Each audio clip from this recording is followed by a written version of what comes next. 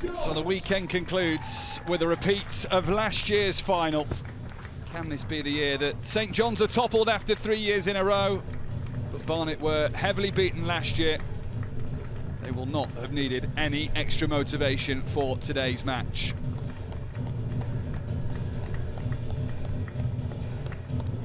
After 5 thrilling finals, we head into our final one of what has been an inspiring weekend of Disability Cup football.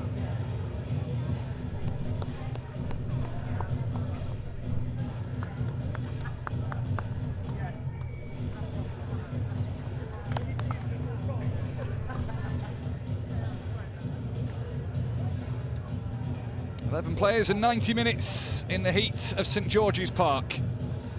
So before we meet the teams, please give a warm welcome to our special guests who will be welcoming. There is a pre-match presentation party to meet these two sides. The FA's head of learning operations, Jack Garner. Bill Camps, who is UK Deaf Sport Board Director. James Kendall, the FA's Director of Grassroots Football. Will it be as dominant as last year, or can Barnet produce the ultimate fight back? So a 7-0 thrashing is going to be a huge turnaround, but there has been changes in dominance in the league. Barnet, for the first time in their history, taking the title away from St John's in the last game of the season. But that 7-0 last year, the big factor here, which has already been discussed, is Abdou Joe, who would have been the one to watch, the star player with 3 goals last year and a brace of assists. And we found out a fairly late notice that he's out with a knee injury. So the key player is out, but this is a quality squad. In the history of deaf football, they are the big team. Barnet, 20-year history themselves, yet to lift the Disability FA Cup, and St John's are old hands at that. So Barnet have Josh Austin in goal. He was really recently voted the second best goalkeeper in the Deaf Champions League. It is a side with plenty of stars needing to shine. Daniel Mace, the captain, known for his determination and defensive strength. Adam Llewellyn is a key man in the midfield, as he is for his national side Wales. Andre Naubo is the man they will target up front. Number 16, Harry Potter. Number 18, Matthew Wheeler. As for St John's, they have therefore been dealt that big blow before kick-off. Abdou Joe scored a hat-trick in the final last year. Knee problem that keeps him out. Adam Thomas is in goal. Last year he shipped 7 in the final when playing for Barnet. He switched sides this time around. As one man is injured, Drew Rowley is back, missed last year's final with an ACL injury and takes his place in defence. Hashim Mahmood knows the FA Disability Trophy well. He's had his hands on it at least a couple of times. And with no Joe, James Clark will need to supply the goals. Number 18, Henry Bowe. So focus on the captains are going to be all important. Daniel Mace, first of all, number 4 for Barnet. Current GB Deaf International, represented Great Britain at the Deaf Olympics in Japan. And well known for his leadership, determination and a defensive strength. They'll need all of that and more to overcome St John's here at St George's Park. And here's opposing captain, the number 9, Jamie Clark, captain for St John's and for England. Top scorer previously the Deaf Olympics, the World Cup and the Euros. 4 Deaf Champions Leagues to his name. He's been there, done it all. Top scorer at the World Deaf Cup and in the All-Star team. Also taken part in the Winter Deaf Olympics in futsal. Be a major figure in their team today. So a weekend of winners will have 90 minutes to find one more. Barnet and St John's meet again. Key players missing, new stars may shine. A concluding match to the EE Disability FA Cup final weekend. Cambridge City were amputee champions. Bolton were partially sighted winners. West Brom bagged the blind final. Norwich took victory in the CP final earlier, and Leeds power to power chair glory. That is the man, though, where St John's were concerned to maybe have their match winner, is not fit enough. Barnet are going to be absolutely buzzing with that information. They'll be delighted, because he would have been man-marked by possibly 2 players. And they're going to switch ends before we get underway. Barnet in the orange on the left, and on the right-hand side, St John's in the all-grey. So mind games maybe already, as the sides are switched. It is an 11 against 11 game. Players out there must have a minimum hearing loss of 55 decibels. They remove the hearing aids and cochlear implants, so nobody gains the advantage. The referee has a whistle, but also a flag to indicate fouls and other various decisions, so you'll see that throughout the game. It's a standard football pitch, standard football goals. But this is all about vision and foresight. Team link-ups, tactics and training all into play.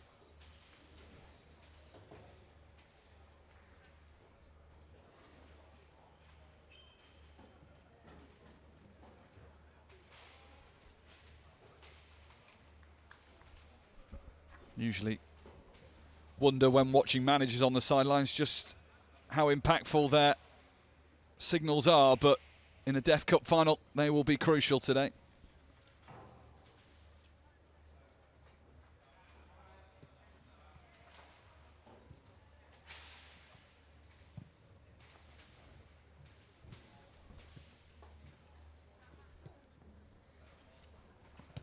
St John's looking to create the first opportunity of the game.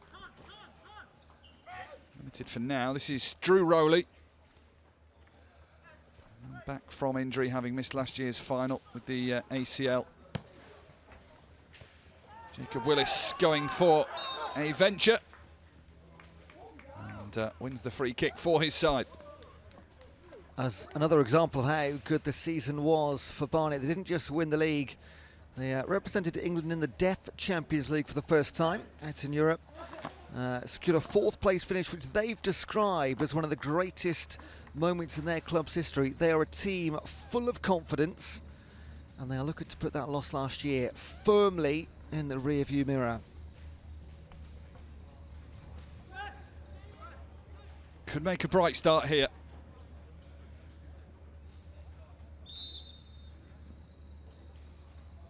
Swift set to sweep it in, and the header is over the bar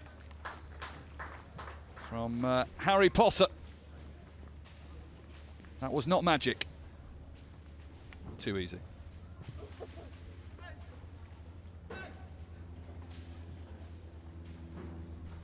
what point do we say Harry Potter's got a wand of a right foot?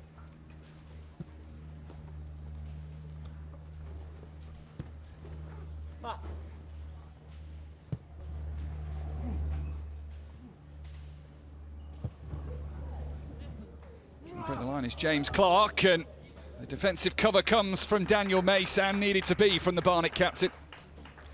He is going to be one of the standout performers of the day. He's been so fantastic all season. Bit of history with St John's. He'll be a player the rest of his teammate look towards. Clark was one of those players pointed out by our panel beforehand to keep an eye on. Here's now Bow, trying to get round Bow.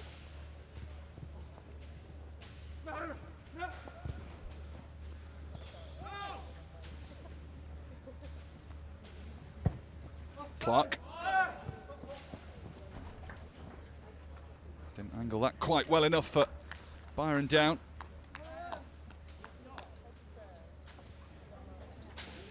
St John's set up all the way back in 1913, one of the oldest clubs in the world. A long history of success and silverware.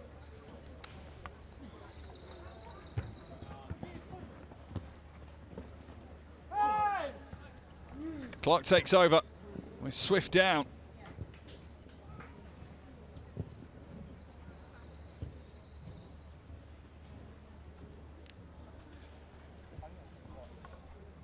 Nice footwork, Clark. There's Bow. McLean. Drifting and will be collected. First time cross in. Jack was making the moves. McLean will now chase it on. I'll leave that to his teammate. Burjack around the corner, but didn't work. Clark thought about teeing himself up and then tripped himself up. Clark out wide. And now moves towards the back post. It was off now, Bolas. It was corner. Quite remarkably, of the 18-man squad in the St John's team, 16 of them played in the final 12 months ago. A bit of a change for Barnet. Of their 20-man squad, 11 players returning from 2025. So over 3/4 of the field today have taken part on this occasion before. So there should be very little nerves regarding the occasion.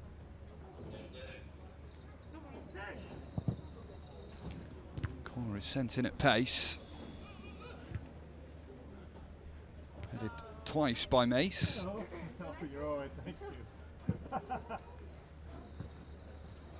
Willis down.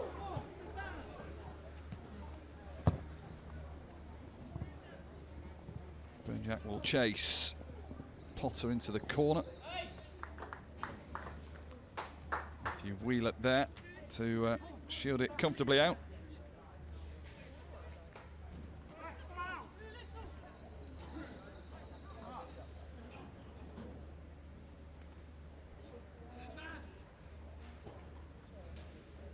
Wheeler, who captained the side in the league final.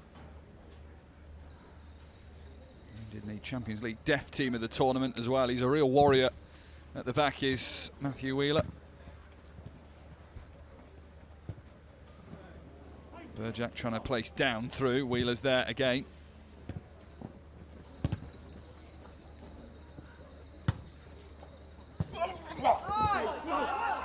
Is there a hand in the face there? Catching now, Bow. There's Henry Bow. Let's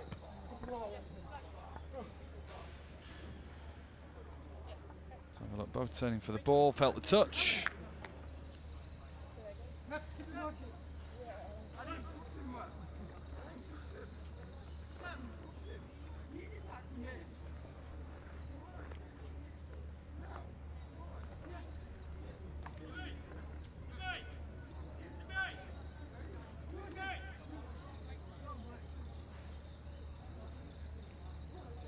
See the players trying to attract one another's attention. Able to hear the call, so that they'll be waving in the direction of Adam Llewellyn, will the Barnet players.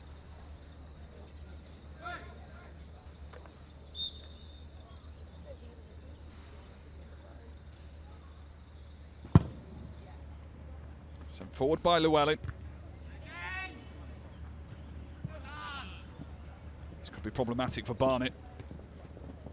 You need the recovering men to be back quickly, but that is a fantastic through ball for Clark. And the hard work was done on the pass forward. Clark couldn't find a teammate. Taking over is McLean. Burjack. Free kick has been given. And the referee has let a fair bit go so far.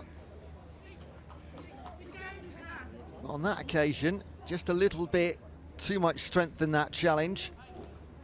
The number 11 for Barnet, Adam Llewellyn, conceding the free kick about 22 yards out. That was the one that Jamie Clark just couldn't quite get power on to get back in towards the box. There's number 18. That is Henry Bowes, and we're hearing he's done his left knee, and there's a visual of that.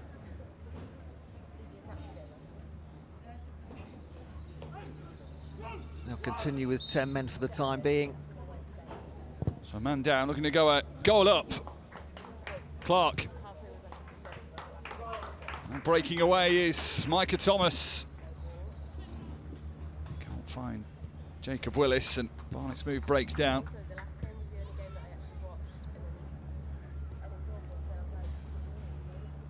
Bows returned to the pitch, so that's a full complement of players back for St John's.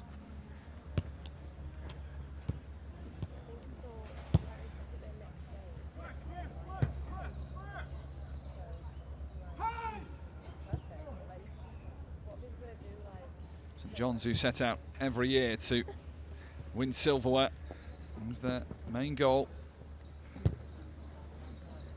They have the quote, "never enough." He's striving to keep going on and not giving up.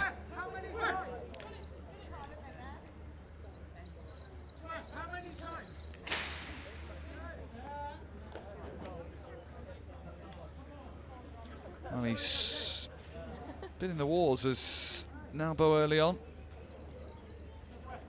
Hand to the face early, then he got a clip on the back of the head from a stud there.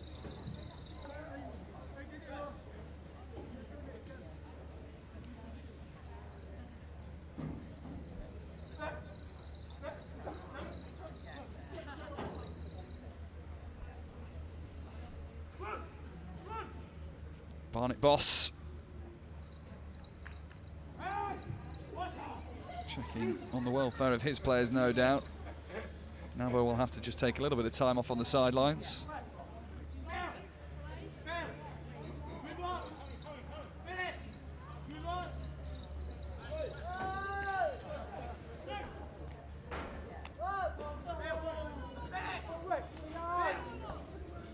Referee telling Barnet to get back, trying to eat up the yards towards the halfway line.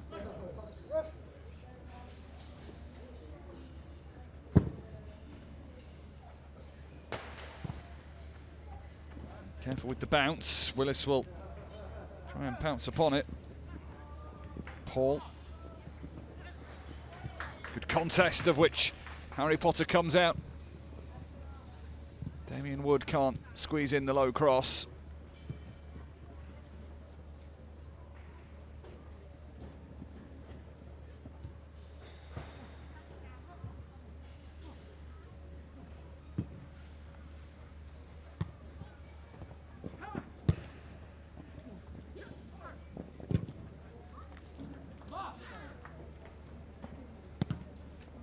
Lovely bring down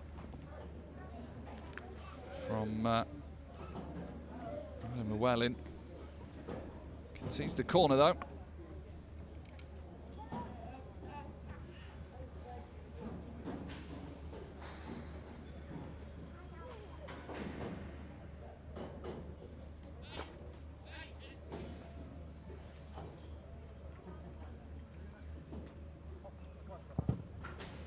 Corner delivered in, goalkeeper came, and I think just about got enough on that. Well, in last year's final, Mahmood scored directly from a corner, and that wasn't too far away.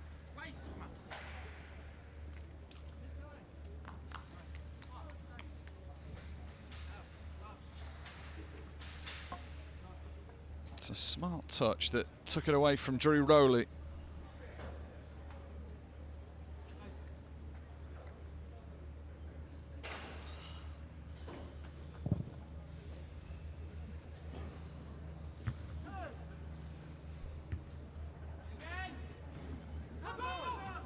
Deal of handball not given. The referee isn't deaf, so we'll have heard those claims.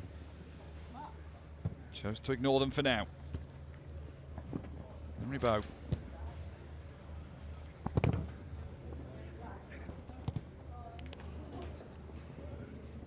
Again involved. He's been quite the playmaker for St John's in this opening third of the first half.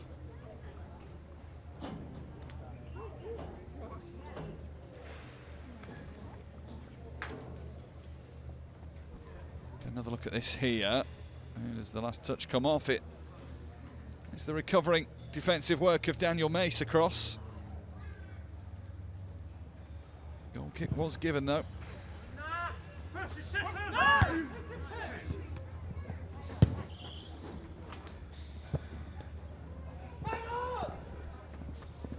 Push in the back from Jacob Willis on Drew Rowley. Given away. This could be Barnet's chance. Thomas Paul looking for glory.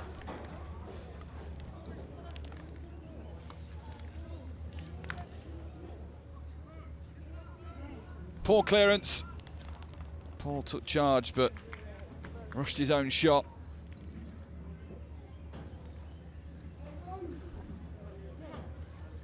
So Barnet's first corner of the game.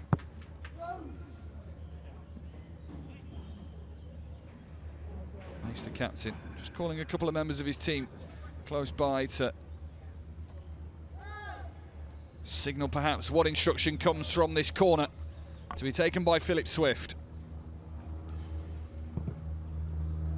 Swift's delivery is a good one. Goalkeeper punches up and behind again. One corner turns into another.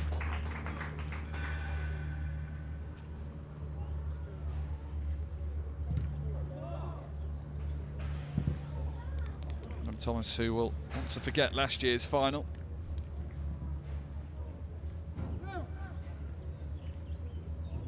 Played for Barnet in that heavy defeat, he now stands between the posts at the St John's end of the field that they are now defending.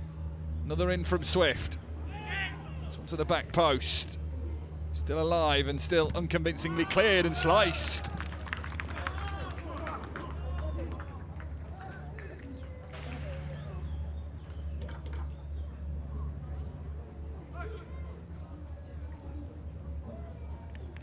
This is great pressure from Barnet. This is more pressure than they applied in the entire 90 minutes last year. So it's a complete reversal of 12 months ago. And we've had competitive fixtures throughout the entire weekend. And we want a sixth. That's what we're getting.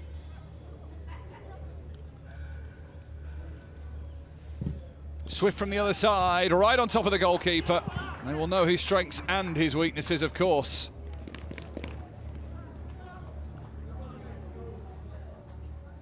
Def Champions League winner Adam Thomas, he's now in his early 30s.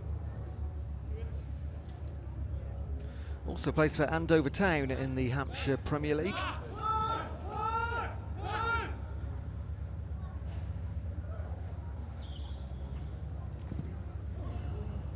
That ball going to drop now. Bo tries to take charge. And Mace! Appeal of handball. Referee says penalty to Barnet. Well, it was a scramble. Let's get eyes on that. Didn't catch it first time, but there was clearly shouts in the box. We think it was number 3, Damien Wood.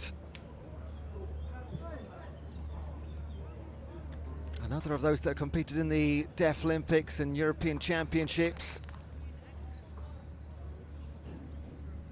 And that was it, off the line, yeah. Oh, I thought the referee had given a penalty. It was a handball against Barnet, wasn't it? What was it? It's no, St John's, St John's, yeah. Matthew Oaten was the offender. So what a moment this is for Barnet, who were battered in last year's final and couldn't score a goal.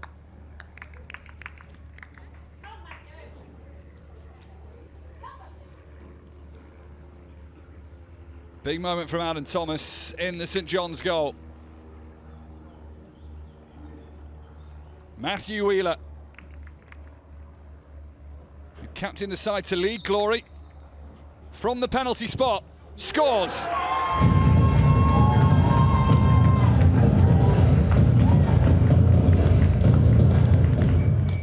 The bow, the arrow, found the target at the bottom corner.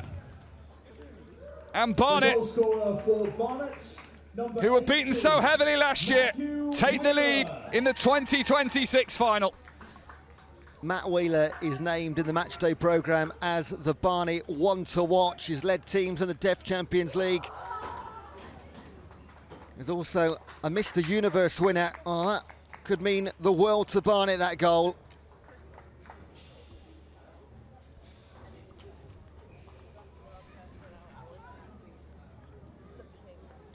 He didn't know where to run. He didn't know where to go. Barnet aren't used to this feeling in a final. But they better get used to protecting this lead. First time they've ever led at St George's Park.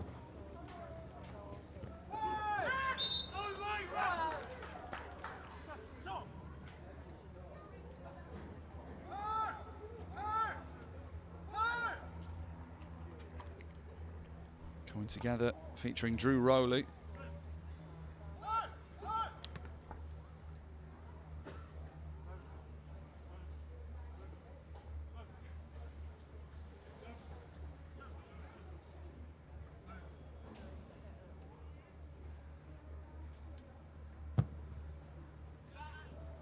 Needs to drop, and it does, but then the header goes in an upward trajectory as well.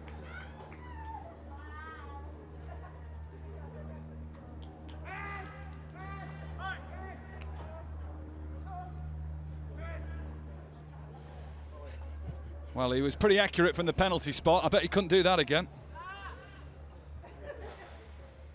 Superb accuracy to place that there.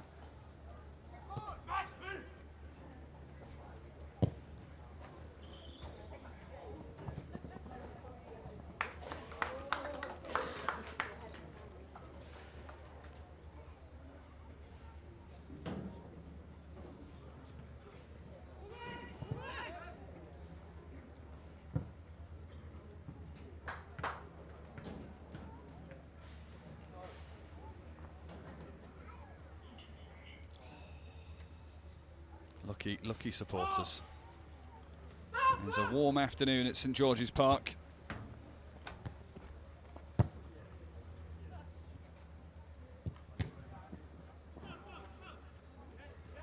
Sprinkles or sauce? As long as it's got a flake, don't care.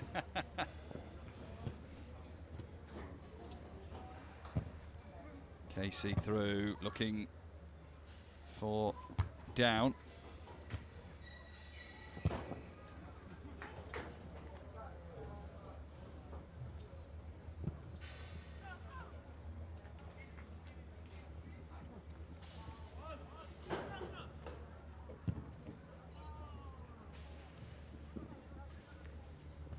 Potter.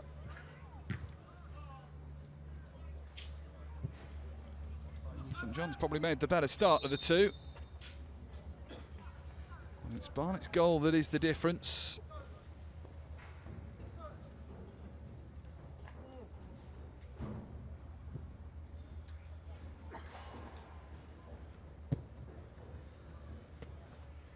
Oh, sloppy on the touch there. From Henry Bowe, who's left back.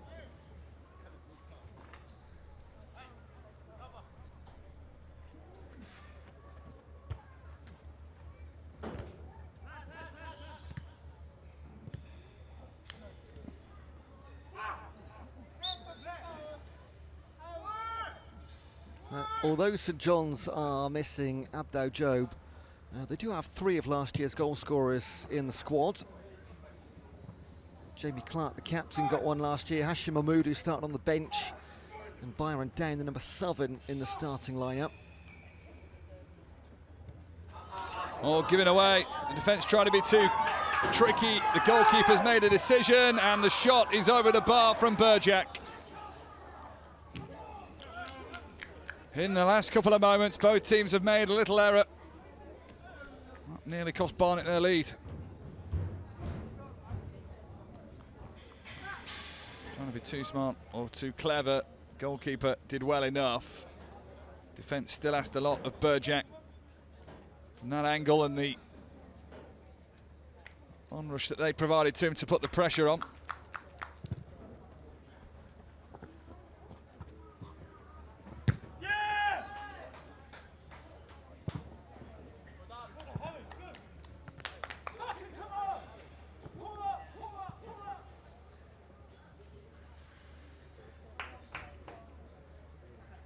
As a commentator, I love the numbers on the fronts of the shirts. That should be a new rule, isn't it? That is brilliant, utterly brilliant.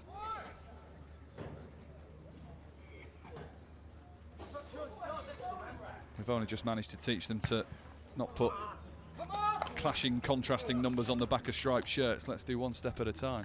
West Brom was a challenge yesterday in the, the blind, wasn't it? Red on blue and white stripes. Do me a favour.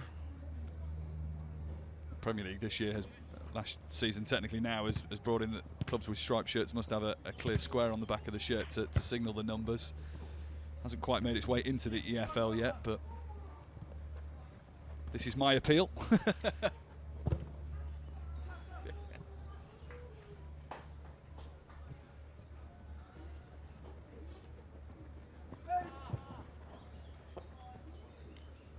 Ellis McLean, the man in the midfield who can really drive the best out of St John's at times, but he's got to do that in this game now.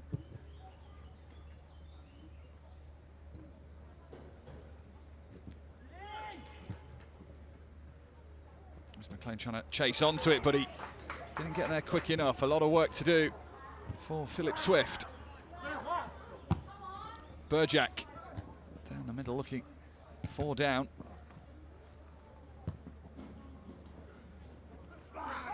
Oh, that's a big shoulder in on Ryland Casey, so free kick to St John's.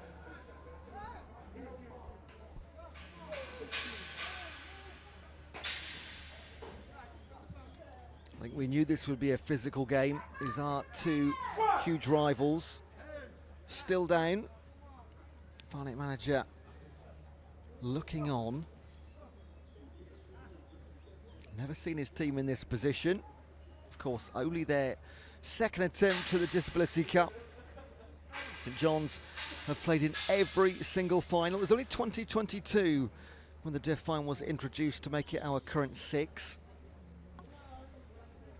And they've been in every one. Farnsley South took the inaugural title. That's when we played it indoors. So the Div final was the first couple of years, but indoors in the 3G pitch. But then we moved it outside, as that's where they would standardly play their league games. Not sure on a weekend like this which is better. Humid in that hall as much as it is outside at St George's Park on the Farrah Williams pitch.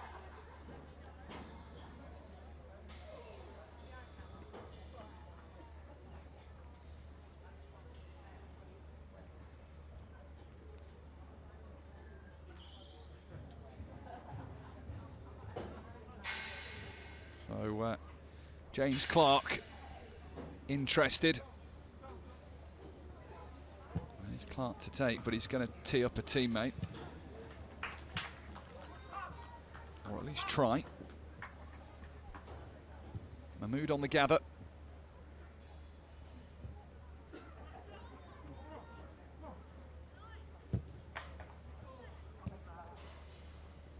Ryland Casey, having taken that knock, is back on the pitch as well. Like a nasty clash. It's one that's fallen in Barnet's favour.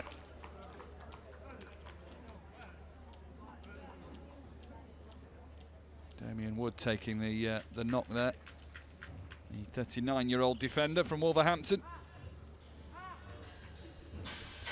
That's Brinton Nathan-Barlin. He's been described as the architect behind Barnet's success over the last decade, developing the squad. And last year would have been bitterly disappointing, but the harder the journey, the sweeter the success. And it's already been an historic season for them. And this would be the cherry on top of the cake.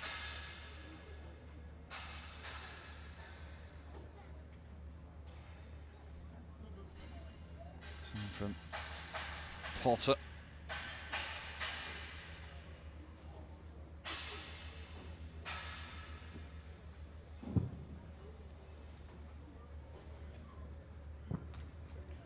Elbow misses his head and that allows St John's to clear.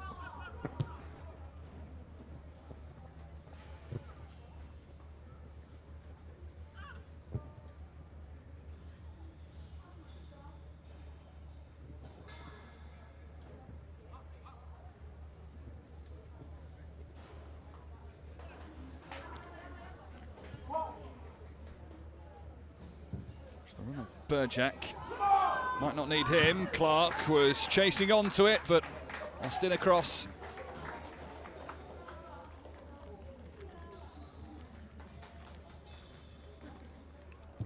Austin has been described as one of the brightest young goalkeepers in Deaf football.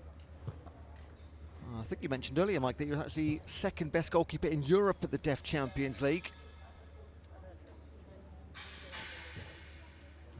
a clean sheet against St John's in the league title deciding victory. Now Bow nearly found that cutting pass. Willis will chase. What's the keeper doing there? Picking up the legs of Jacob Willis. I want to stop him getting back to his feet to prevent any further danger from the Barnet number 9. That's dirty tactics. It'll be interesting to see what happens in the aftermath of this move, whether there's any further punishment for him. It's not very sporting behaviour.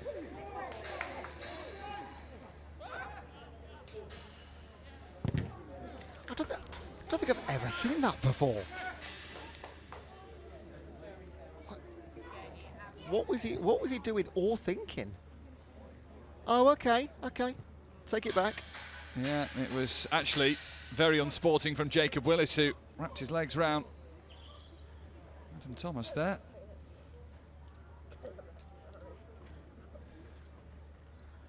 Thomas trying to get free of Willis, not the other way around.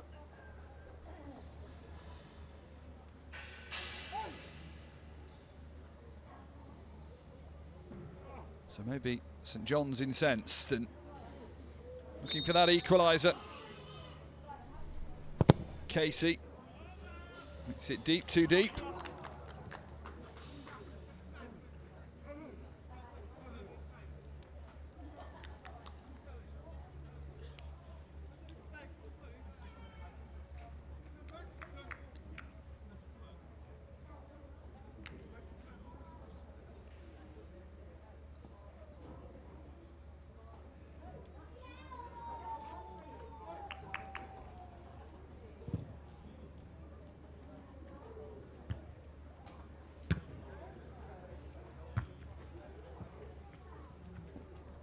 Headers and volleys, but when it's down on the deck, Burjack takes over.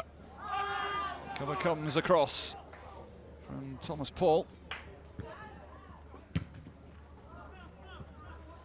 If he'd gone down first time there, he might have got a free kick. Took an extra step before finding the floor.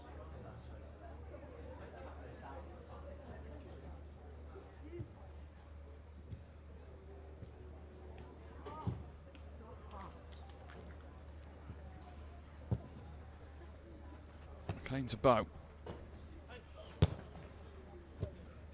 Nice layoff. Here's Clark. Guides himself around Paul.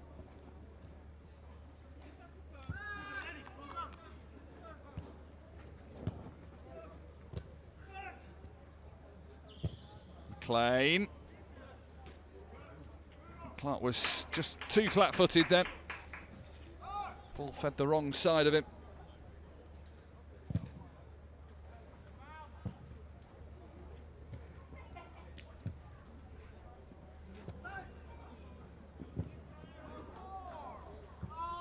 Flag is up.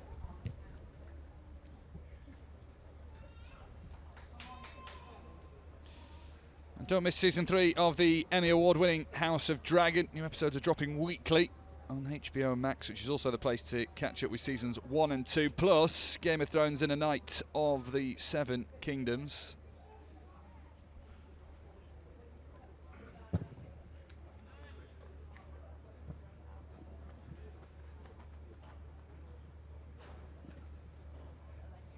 Turn is good. Can they get the cross in? Corner kick.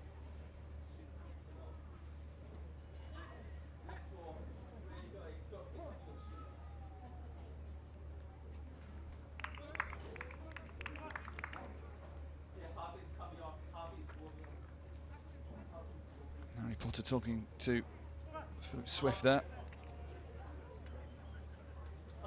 Matthew Wheeler has one goal, makes his way into the box to try and find a route through for his and Barnet's second.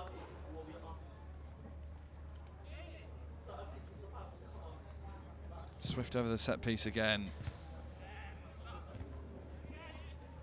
Kept alive by Mace.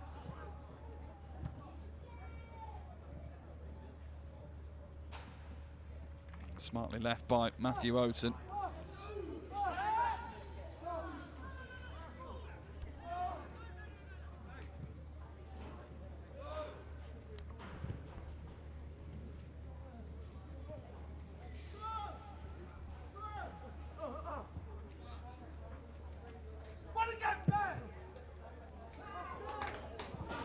Smart run by Casey. Can he get there before the ball goes out of play? No, he can't.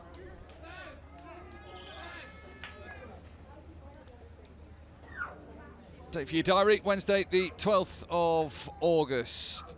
Paris Saint-Germain taking on Aston Villa, winner of the Champions League, taking on the winner of the Europa League in the UEFA Super Cup. It's a 2:15 start for us over on TNT Sports, and then on Sunday the 16th of August it is the Community Shield between Arsenal of the Premier League glory against Manchester City, who were victors in the FA Cup. Join us in what is only going to be a handful of weeks' time for that one. New season fast approaching.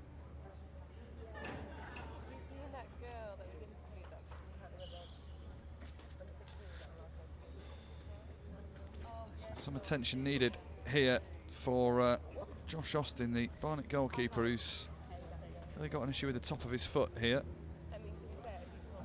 Now, the trouble for Barnet is that they haven't got a second goalkeeper. They did originally have Drew Bradshaw on our very first squad list from about a week ago. But on the start list today, their squad list, it's just Joshua Austin. So they need to work some magic with that strapping. Might have to go and poach Adam Thomas back from St John's. He might want to be on their team this year. He switched sides last season, having lost the FA Cup final to St John's to join St John's, and now might be regretting that.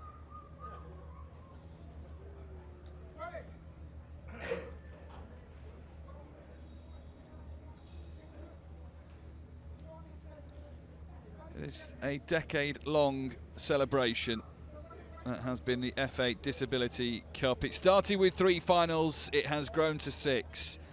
And one thing we have learnt this weekend, one thing we have seen, is most definitely the talent on show, the ability on show, the skill, the bravery. The winners and the losers, no matter what we've watched this weekend, you cannot but come out of the game and think, wow, what an inspiring generation of people. I'm very lucky. This is my 7th Disability FA Cup, and particularly yesterday, never seen a day like it. Just a day of records, 20 goals in one day, 3 hat-tricks. It was incredibly special. Plenty of new names on trophies, including Leeds today in the power chair. And if Barnet can close this one out with that 50 minutes to play, it's a long way to go. Another new name would make it 4 out of 6 trophies. And they are beautiful new trophies for our 10th anniversary. Incredibly special bits of silverware. Cross was hit too deep, then the ball runs past Paul, and St John's are thinking of the counter-attack. Clever change of direction from James Clark, who still goes on. And critically laid it behind Ellis McLean.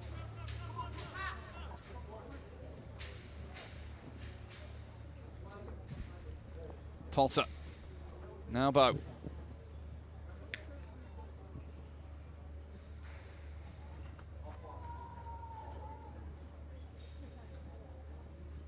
Potter working hard to try and help Naubo in that situation. They want the corner and they get it.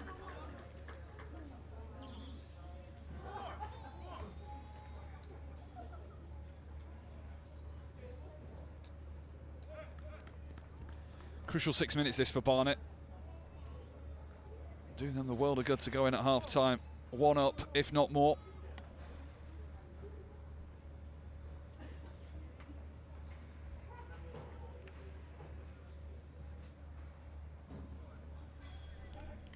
Matthew Wheeler comes up from the back again. Damien Woods joined him. Potter right on top of the goalkeeper, along with Matthew Burjack of St John's. Maybe I think referee does want a word with Harry Potter.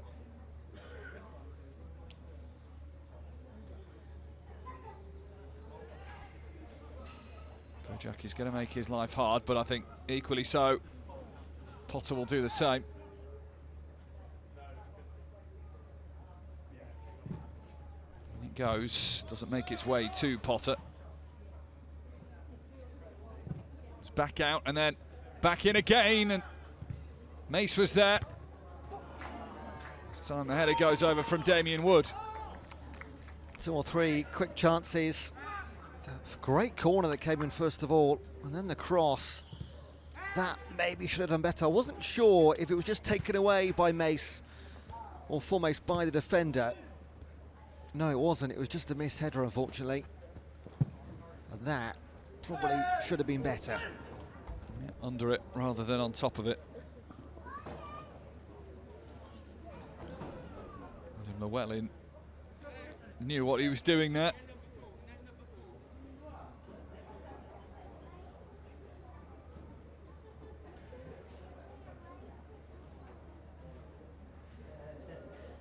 Be about getting to the break for him on his side now.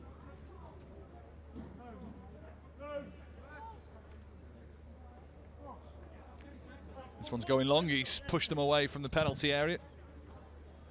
Looking clever, but his clearance doesn't carry it that far up the field, and Casey has found Bow here. No delivery in. The grey shirts weren't close enough to it. Now Bow, throw in. It's one of those chuck it in the mix and 50-50 whether it goes to an orange or a grey shirt.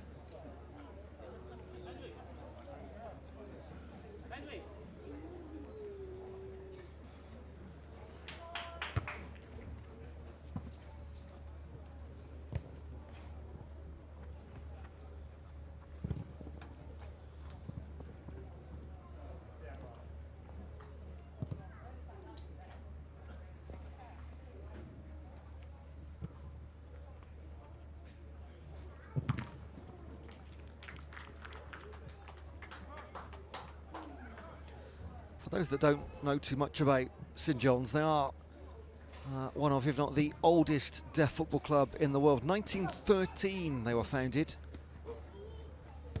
You speak to any deaf supporting football around the world, they'll name St John's as a UK club or the UK club. And the glory years were 2010 to 2012 when they won 3 consecutive deaf champion leagues in a row. They've been national champions several times since then. Of course, 3 times in a row, FA Cup winners here at St George's Park. Casey. That's 1. Not quite round 2. Novo's down again.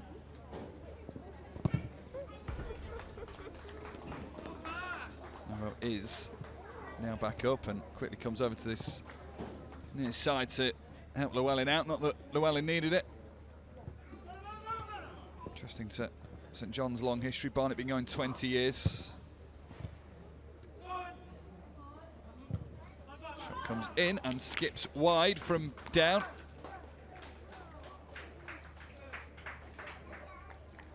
JB Clark just looked a bit frustrated there. He had a better option in front of him.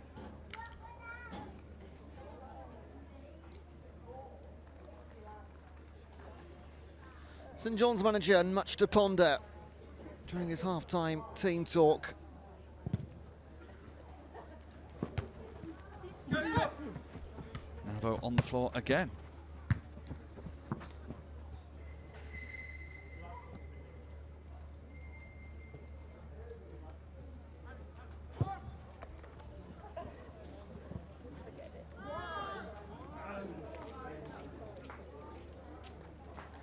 Like a late call for Joshua Austin to come and get that one. 1 minute plus any stoppages in the first half. Casey, that's a little dink through for McLean.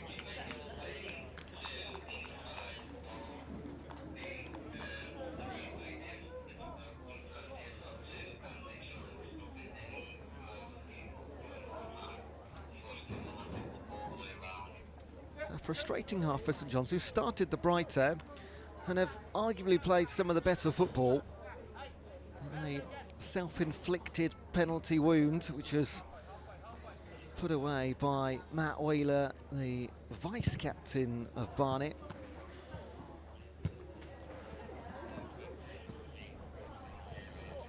Clark with the footwork. The fourth official has a little bit more of it as well. He lifts the cross in.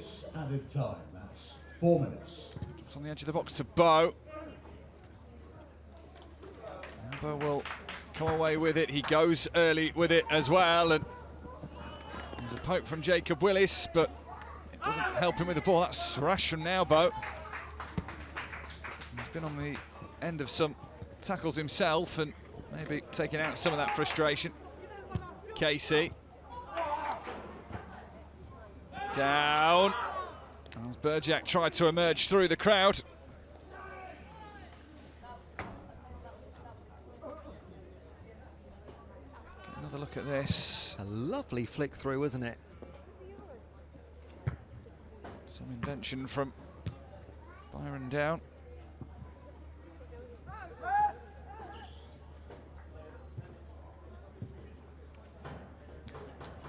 England representative is Byron Down, 27 years old.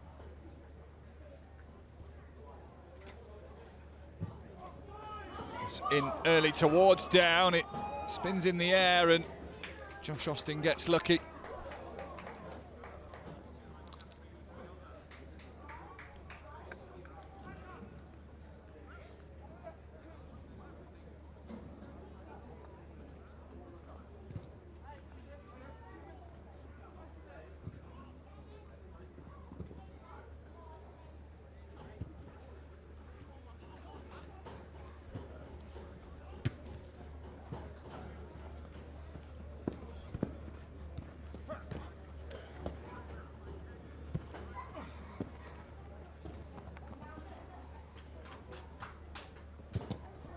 Say it again, as we've learned from the weekend, comebacks are possible.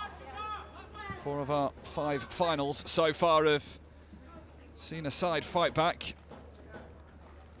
was only the blind final yesterday where West Brom were never pulled level again by their opponents RNC, raced into a 5-0 lead.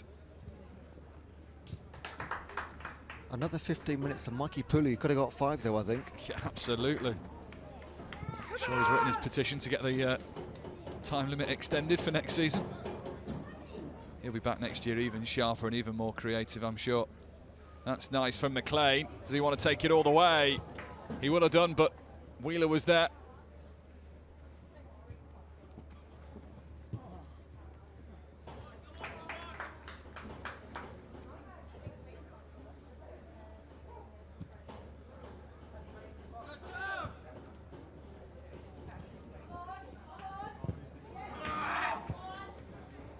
To Mahmood, here's Casey, tripped by Llewellyn.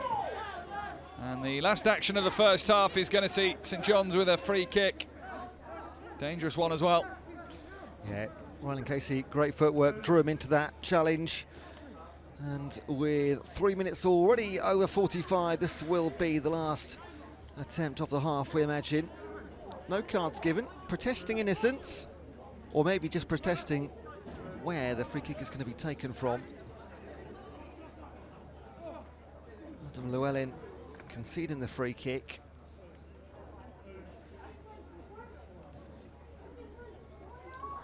So Hashim Mahmood is the man tasked with taking this.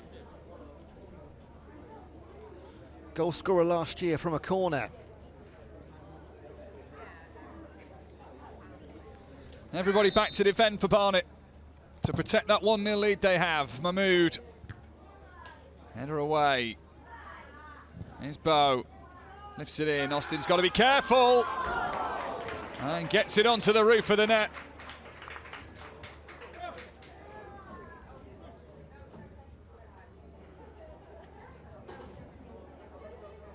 If they're given offside there. I thought a flag had gone up, yeah. Clark well and truly in the goalkeeper's line of vision and line of trajectory. And there goes the whistle for half-time then. And Barnet, bruised and battered by last year's final, Half time here have at St George's Park. Come back and come out fighting this year. They haven't had many chances, but they took the one they were presented with. Wheeler converting the penalty after the handball from Matthew Oaten in the penalty area. St John's have tested Austin, but perhaps without too much conviction. And at the break, Barnet leads St John's by 1-0. So one more half of football across a weekend that has given us so much drama and excitement, so much unpredictability, so much talent, so much skill, and who maybe can find one more moment to unlock a brilliant chance, and it may come early for Barnet. Jacob Willis was interested, the goalkeeper wasn't all too assured there. 15 seconds would have been the quickest, not just this weekend, but ever potentially, if that had gone any other way. So that is a real mix-up between the defender and the goalkeeper. Thankfully, came to nothing.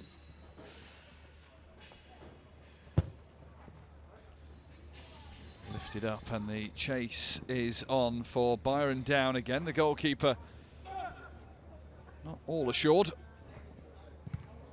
Barnet's defenders help him out. McLean sends it in. This is St John's chance for an equaliser. Clark will have to wait. What a start to the second half. More action in the first minute than the last 45.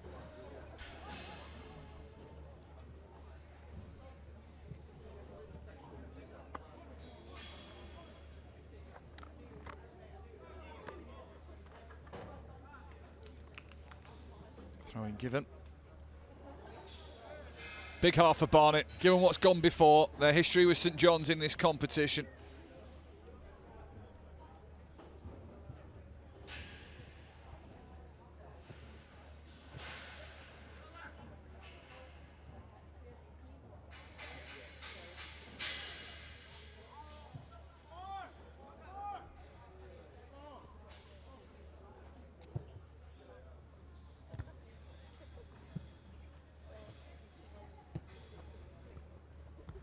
McLean.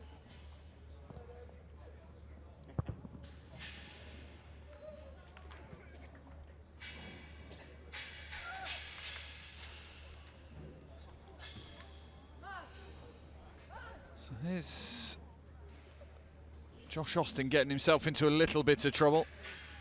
Stayed big.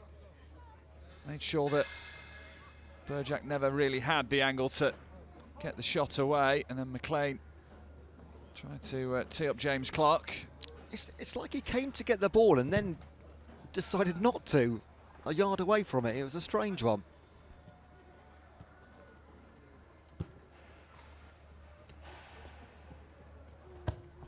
Burjack.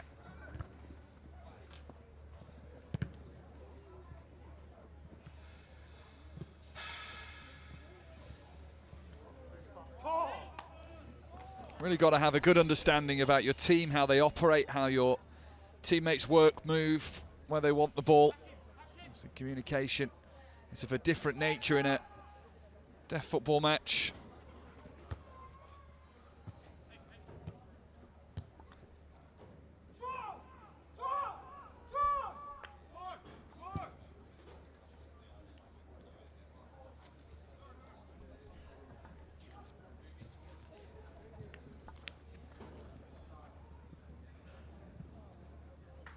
Safety first from Matthew Wheeler.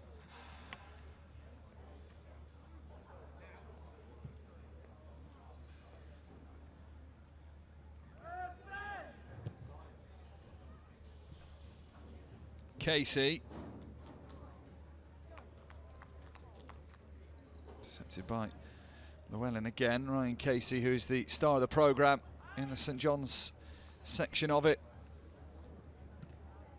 Once the youngest player ever to represent Great Britain and Northern Ireland. At the Deaf Olympics when he was 16, he has produced 18 assists this season. How his team need him to find one more.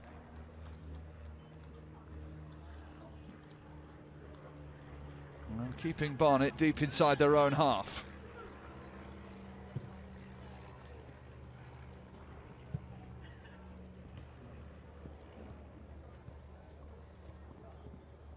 Oaten with maybe amends to make after his handball gave away the penalty, although there was some debate at half-time as to whether it was a penalty or not.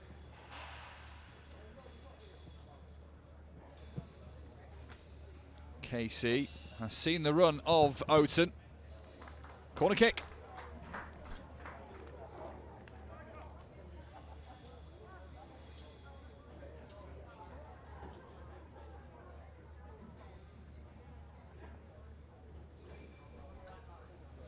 Drew Rowley making his way forward.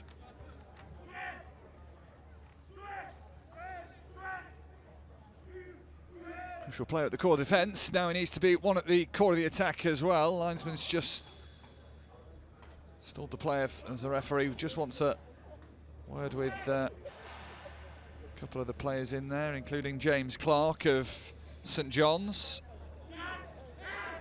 Clark's got his elbow up. The referee will just have to keep an eye on that.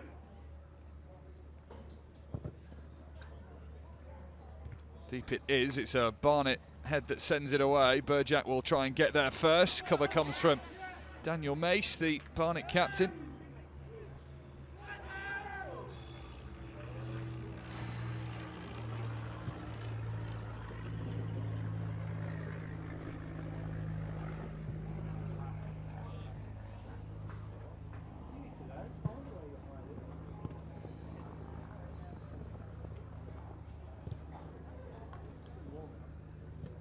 And leaves it.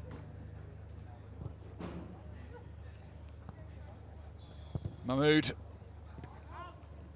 Burjack.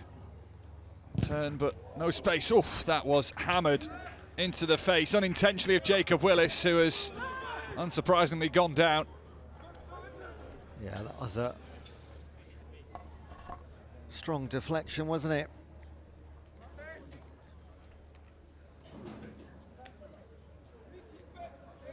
Right, if you are one of our younger viewers, you need to check out the Comets initiative set up by England Football.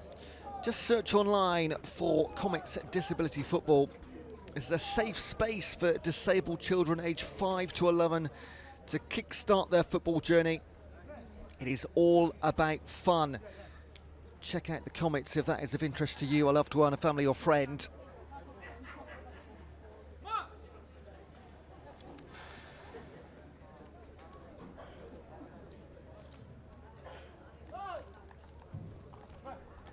So there's going to be a change for Barnet. Is number 9. Jacob Willis hasn't been able to find his goal this afternoon. And so Liam Gunn comes on. A club hero already. He came off the bench to score the winning goal against St John in that title-deciding final.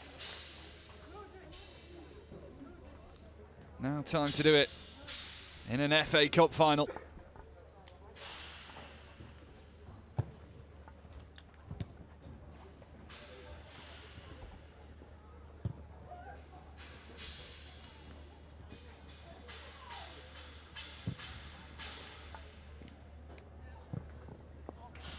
Robson lost the flight of the ball.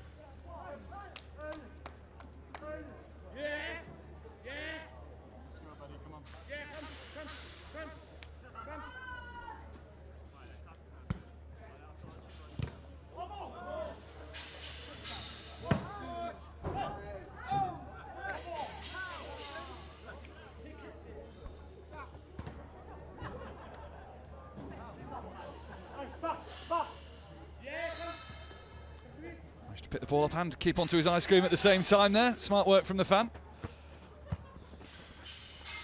Prices of ice creams these days, I'm not surprised he looked after that first.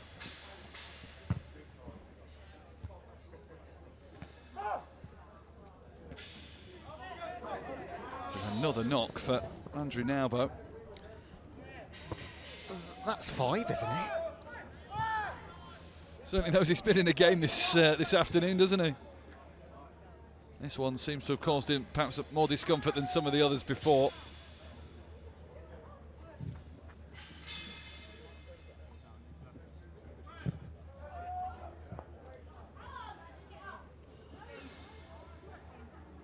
Referee has just stopped the play for now for Andrew Naubo's injury. That's where it came from. Kick through him, maybe.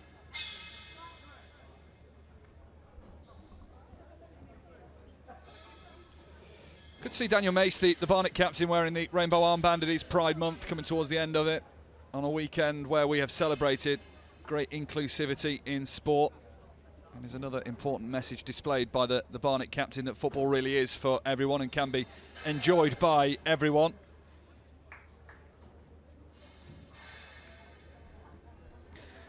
And here we have members of our RAF squad.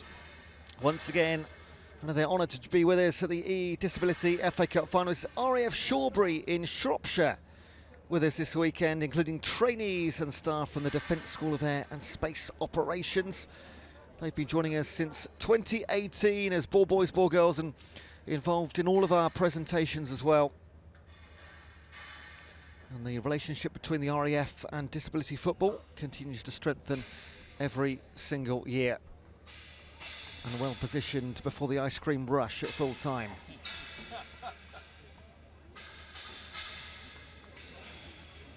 Thought the RAF and Army were meant to be rivals.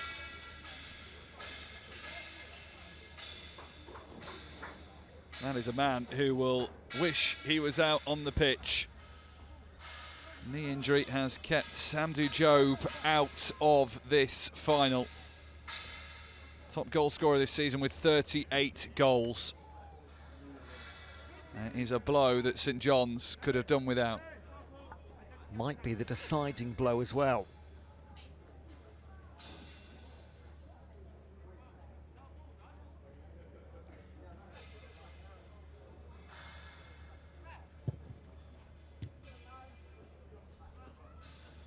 Quality from both has been a little lacking in the final third, and Diop is that kind of player who can make all the difference. All the various ways to watch her running along the bottom of your screen now.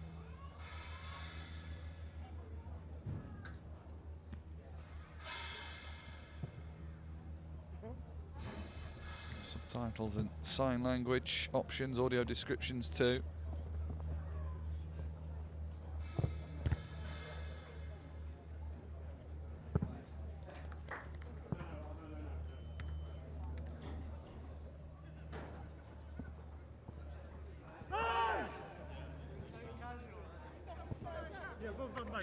Go for the Rabona there on the clearance from Micah Thomas.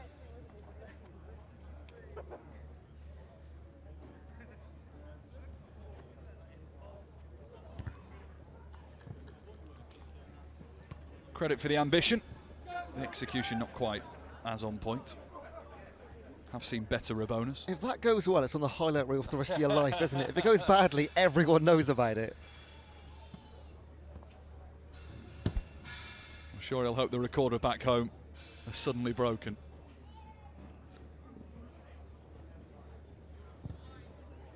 Fed out wide. Oaten. That's a good cross in as well. The header off the bar. It's seen the chance to get St John's level. For the first time, a cross seemed to be angled with perfection.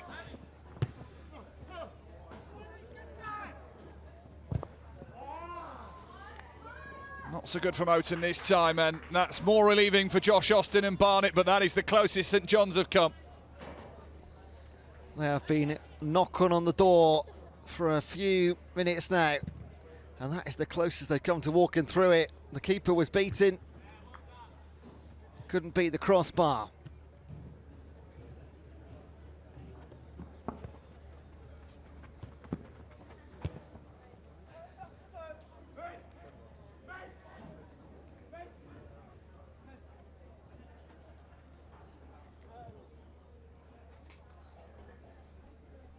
So Cambridge City took home the first final of the weekend, the amputee final. Bolton Futsal and claimed the partially sighted final before West Brom took home blind football glory. They were all three of yesterday's matches.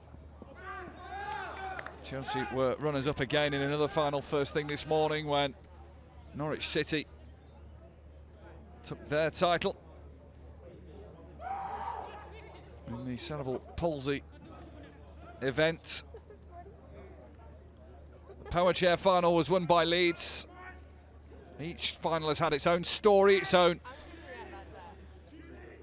remarkable feature or factor. Sometimes almost watching in disbelief at the ability or the tenacity of some of the teams, but this final still feels like it's got something to give us as we hit the hour mark. Henry Bow, keeper Austin, did enough. And I think that's just the best way you can leave that, as now Bow is round the last defender. The yard's been eaten up. He squared it beautifully, and that was the chance for Barnet. And he has sent it over. What an opportunity to give Barnet daylight in the final. Great break, perfect ball in.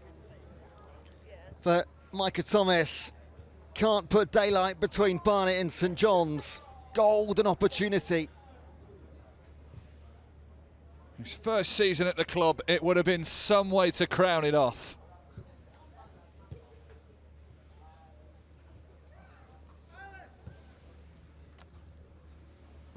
So at both ends now, both sides have blown an opportunity.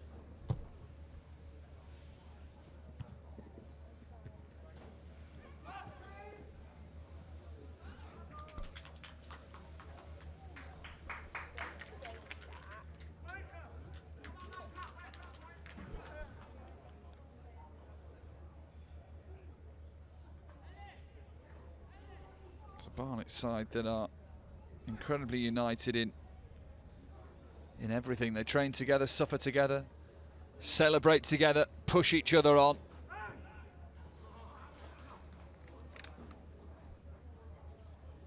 Fourth in the Champions League. They went to Turkey in incredibly intense heat and difficult playing positions.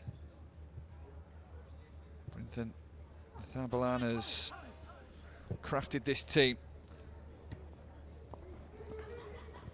Not deterred by what went before them in the finals before against St John.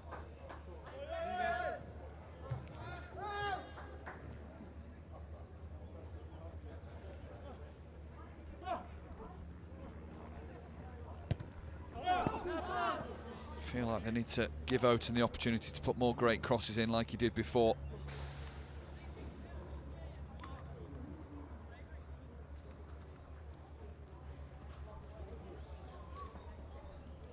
He'll know he's missed an opportunity and a half as well.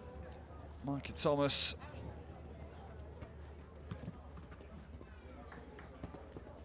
Gunn trying to get round the back of Harry Story.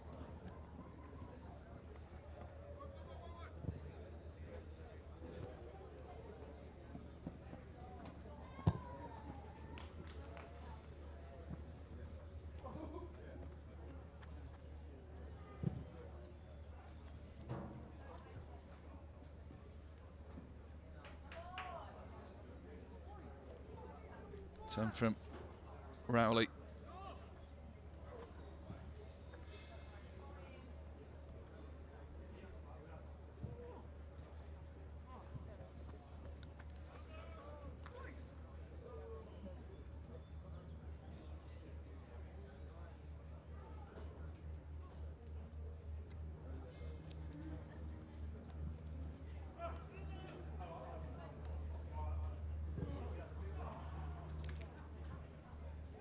That'll do for Barnet, anywhere they can find a bit of respite.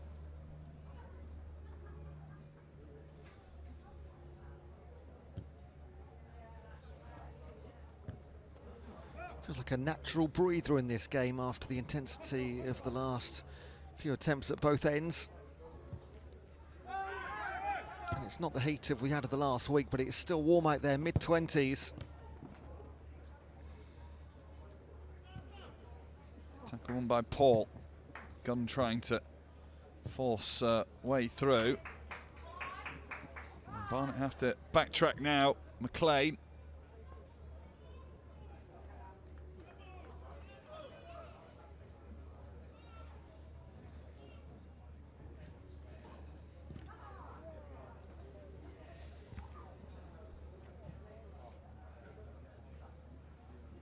Albo and Mahmood. Last touch was a Barnet one, and he tried to do his best to prevent the quick throw in at least.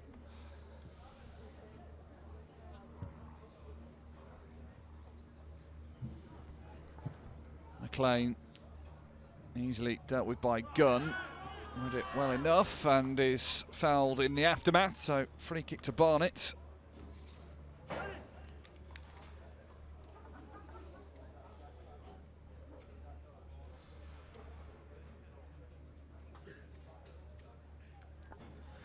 Been a few of these now, but it hasn't gone over the top yet. It did at the end of last year's game. There was a few really emotional challenges thrown in, but nothing's crossed the line yet. Well, if it does get a little bit rough and ready, we'll bring in Josh Pugh, our tackle advisor, after the way he played in the futsal game yesterday.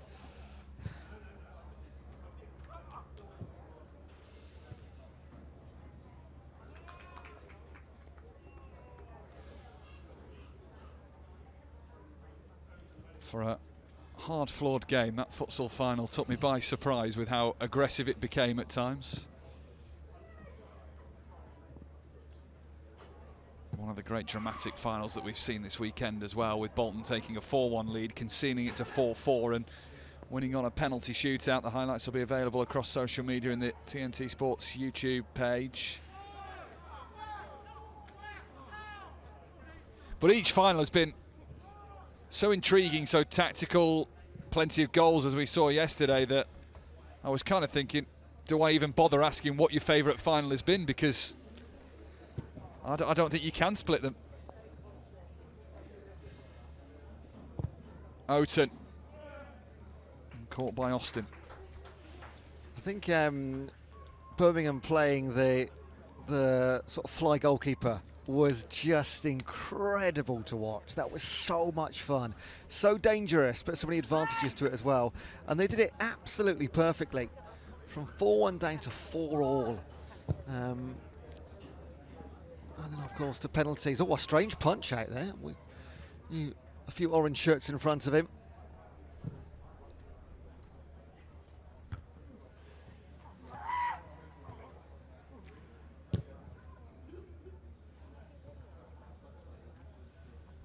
So the midway point of the second half, we will be due a hydration break soon, won't we? Oh no, wait, this isn't the World Cup.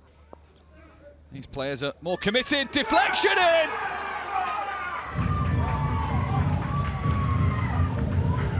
St John's getting themselves on the board. Matthew Burjack with a deflected shot that wrong-footed the goalkeeper. And St John's have their response in the final, 1-1. Well, they gave away the first goal due to a contentious, if somewhat, penalty. And they got the equaliser through a fairly hefty deflection.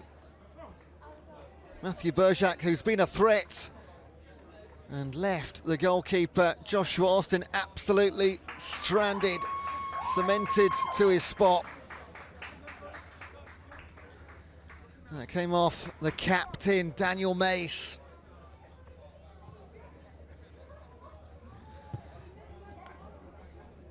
"22 minutes and stoppages to play, we're back to level." Or are we? Because here's Nowbo, and he has support with him. He wanted to go alone. Calling and crying for it was Harry Potter. Nowbo can stare and wonder.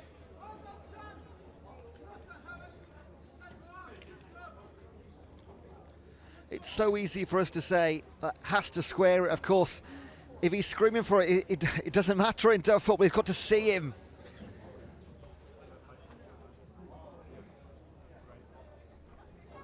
Can see the wonder in his eyes. For Barnet coming off, number 8, Thomas Paul. Thomas Paul makes way. To be replaced by number 12. And Sam Halfpenny, the engine room with the team.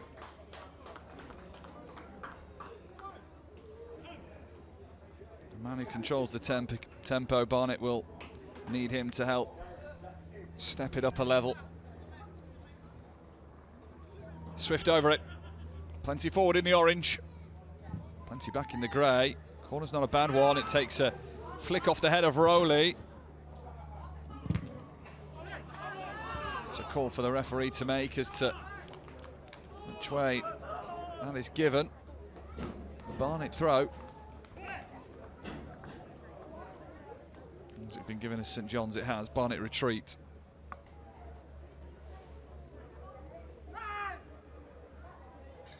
Things have got a little easier for him now. They've got their equaliser, but they can't afford to make mistakes, and they get away with that one.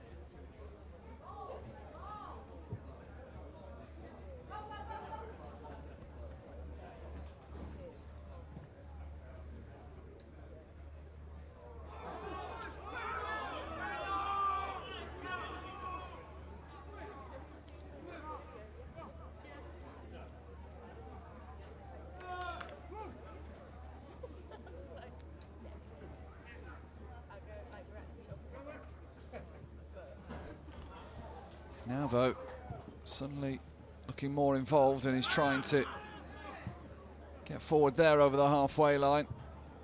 Started his run when the tackle initially came in. Oaten. Turn from Clark. Won't quite fall to the feet of Bergerac, who will fancy his chances, given another opportunity.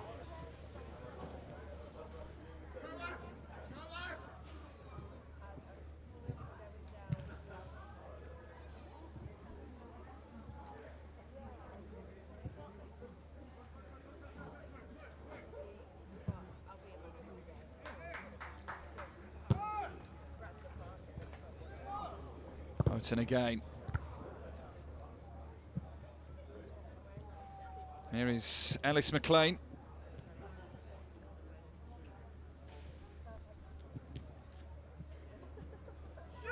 Mahmood encouraged to shoot, and does! And a fantastic save from Josh Austin prevents St John's taking the lead. A fantastic strike, a fantastic save. Mahmood, one of the goal scorers in the 2025 final, and that is save of the day so far, maybe save of the weekend. Joshua Austin called into action. Played a crucial role in the league victory and again in the FA Cup final. Corner sent in and all the way. It needed another decisive touch from Austin once more.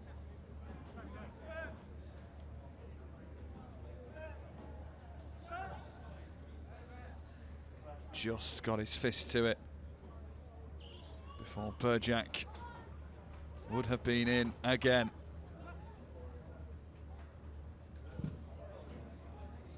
Another deep corner. Headed back, goalkeeper is scrambling this time. Bergerac over the bar.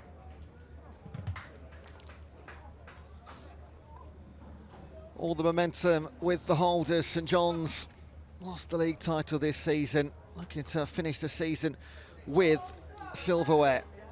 And as we've mentioned already across the weekend, they are fantastic brand new trophies.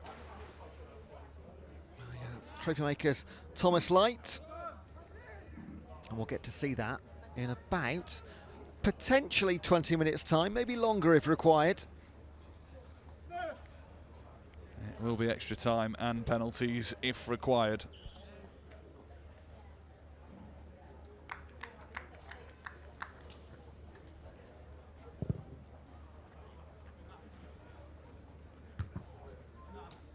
St John's starting to look a little stronger in this game now.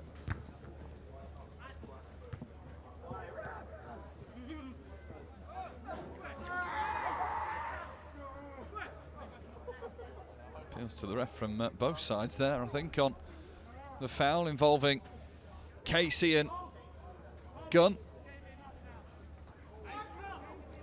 He was pulled down there, wasn't he? Liam Gunn.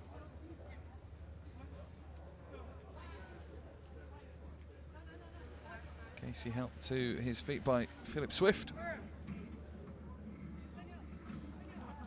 Played almost every minute of their Deaf Champions League campaign this year for Barnet, Philip Swift.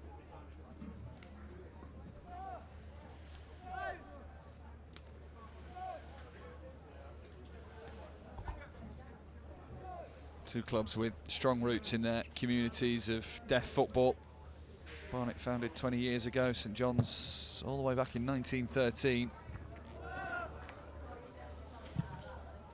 Mahmood has clipped that one back in. That header is not going to go behind just yet, and Austin had to make sure. Micah Thomas, the wayward header.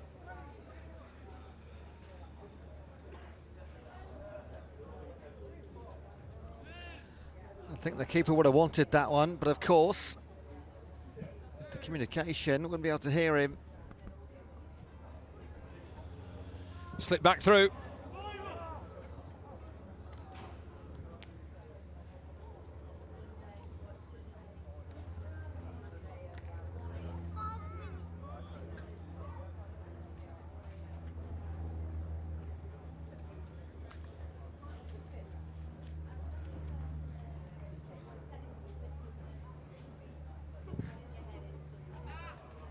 Some rather relaxed looking members of the production team there. Oten. It's another teasing cross that is seen behind by Mace.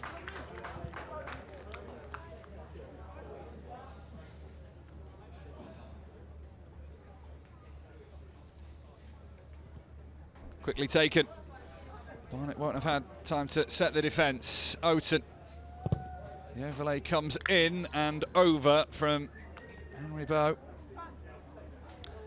It's been a theme throughout the match, hasn't it? Just that lack of clinical finishing from both sides. One penalty, one deflection, one great save from Joshua Austin, which was the only really meaningful shot on target in 75 minutes.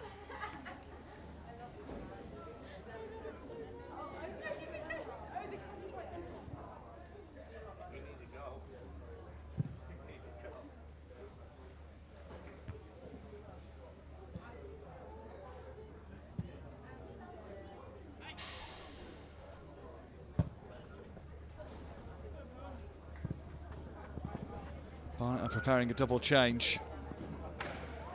We've already brought on two. Samuel Norman, one of those two that is preparing to get ready.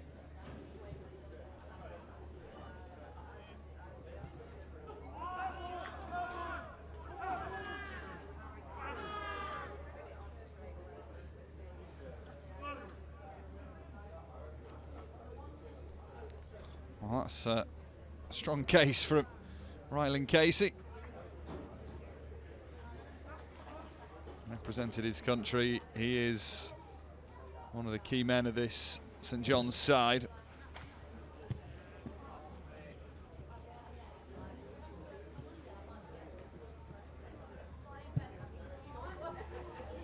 Oten, nice ball for Burjack. Side netting on the slice. By far the most dangerous player in a grey shirt so far in this game. Double substitution for Barnet. So the Barnet changes. Coming off is number 15, Micah Thomas. Missed a big chance in the attacking end. Micah Thomas on a counter-attack. Matthew Powell comes on. Also coming off for Barnet is number 16, Welshman. Harry Potter, to be replaced by the number most 7, experienced player at the club. He's Samuel 42. He's Matthew Powell. And Potter swapped for Norman.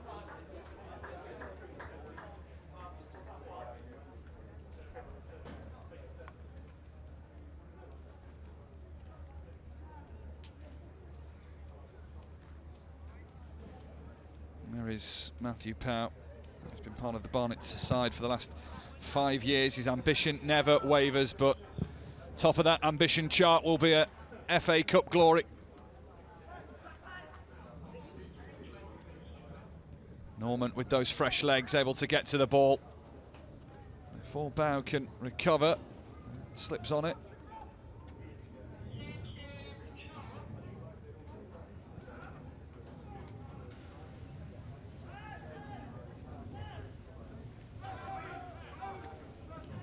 Gone out of play.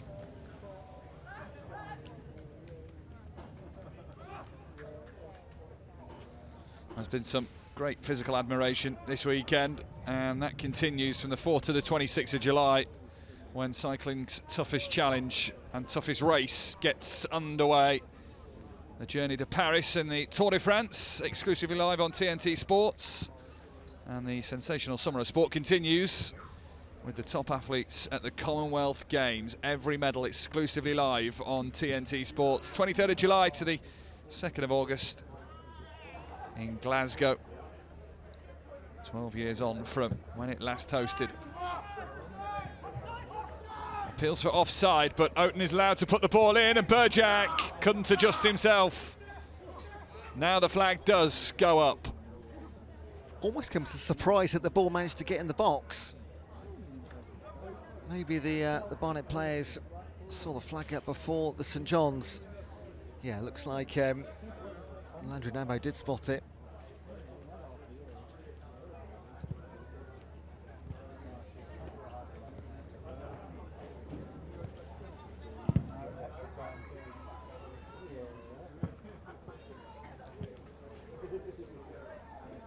Into the final 10 minutes.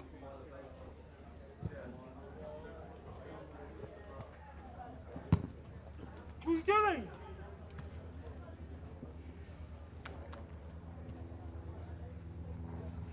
Clark orders a stumble from the defender, and Clark might be goal side of him. He's fouled. And a retreating Matthew Powell did not want to release James Clark. Really a good decision. A desperate attempt after he got round, well, almost two players. Matthew Powell, who's not been on the pitch long, conceded the free kick in a fairly dangerous area, tight angle on the left-hand side.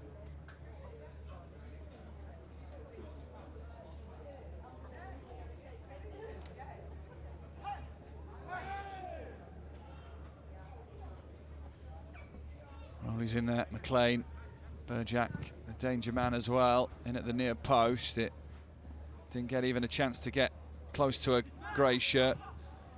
Burjak hooks it back over towards Rowley. And he passed Snabber with a clever bit of invention. Here is Burjak, fouled right on the edge of the penalty area. Getting a bit dangerous now for Barnet. Two free kicks in, inside 45 seconds? Both in tricky positions. This is right on the edge of the box.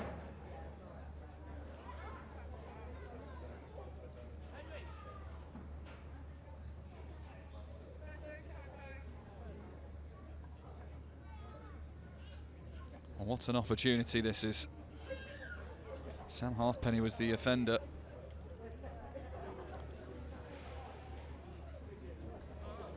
Now St John's looking for the full shilling here. Austin has some organisation to do.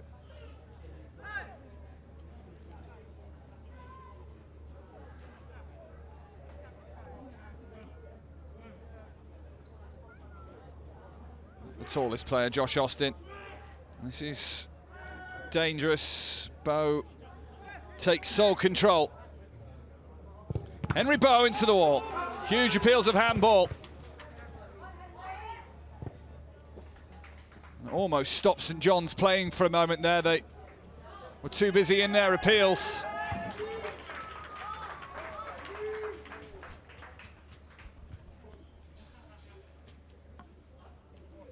Have a look at this one here. Oh, good call. The midriff only of Andrew Naubo. Final that is up for grabs. Halfpenny.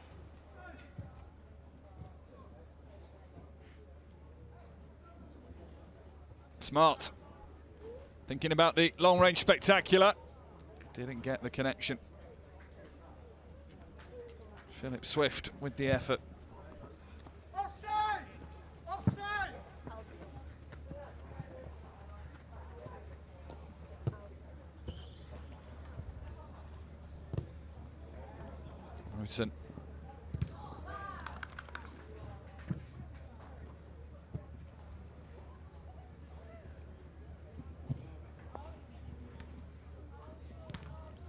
players out there playing with at least a 55 decibel hearing loss. Take out their hearing aids, their cochlear implants before. Oh! Goodness me, that was a risky passage of play from Adam Thomas. He got away with that and then some. Reminiscent of Scotland a couple of matches ago, wasn't it? He was pretty calm about it, to be fair. Not much reaction. Trust in his defence. A goalkeeper that does not have fond memories of last year's final.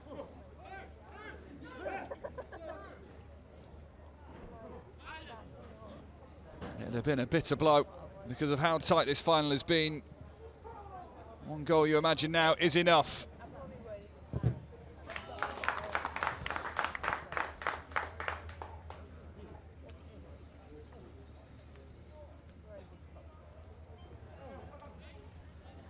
One bit of quality is going to win this game.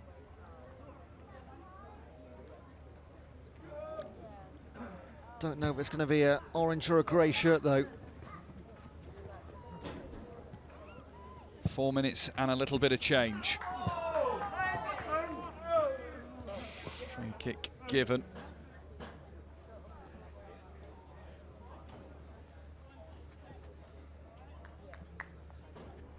Mace apologising. The yellow card is out for the Barnet captain.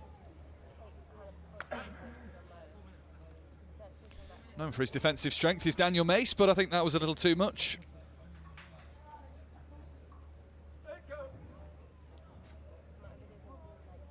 He has gone over and apologised in sporting behaviour to Byron Down.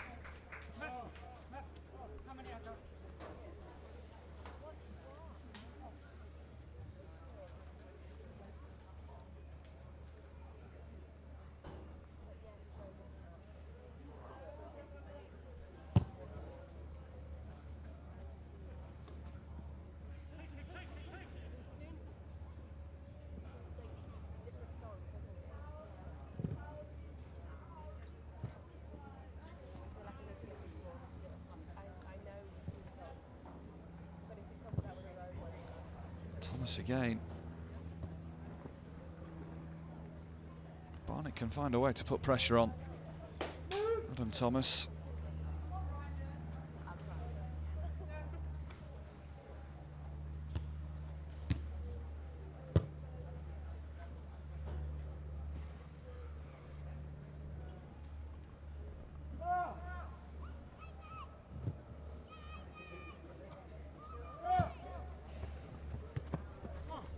Casey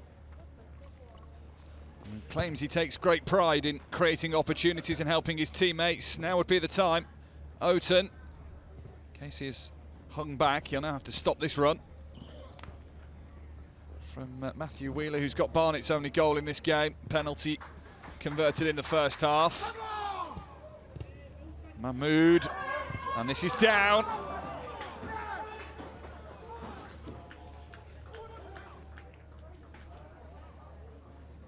Bit of an off-balance swipe at the ball.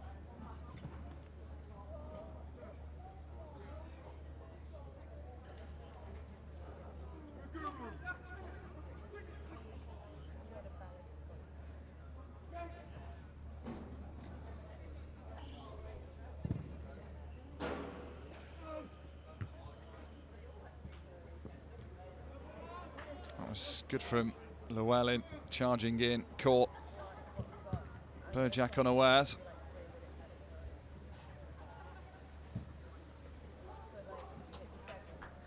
Sprint on from Gunn. That will be a St John's throw.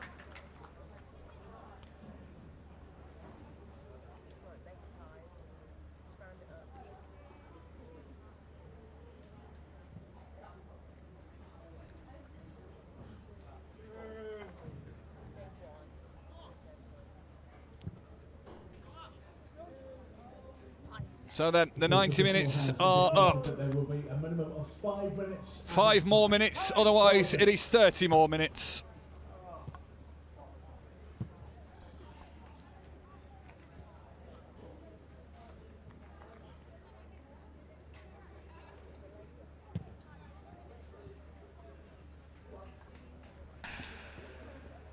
Hashim Mahmood.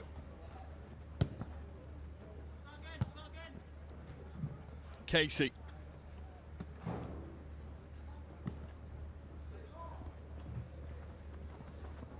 Houghton finds Casey. Casey's cross is seen away by Llewellyn. Brought back down by Rowley. That's a smart turn from Clark.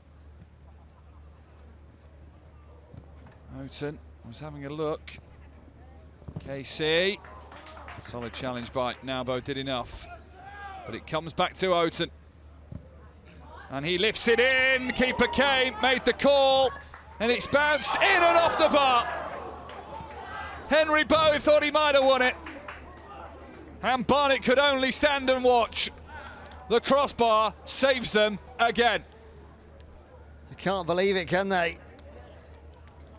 Good first break for Joshua Austin. Top of the crossbar, like you said, Mike, twice now. They've been prevented a winning goal. And we are edging our way towards extra time. That was the moment. You mentioned one more chance, and maybe that is it.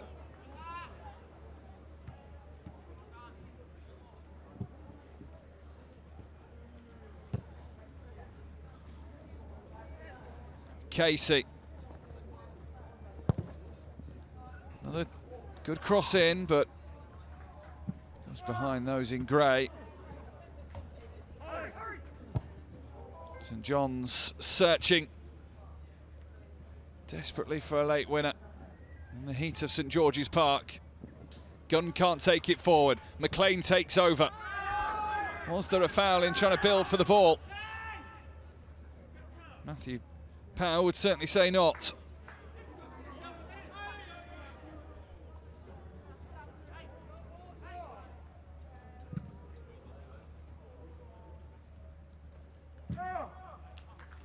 It's a lovely touch.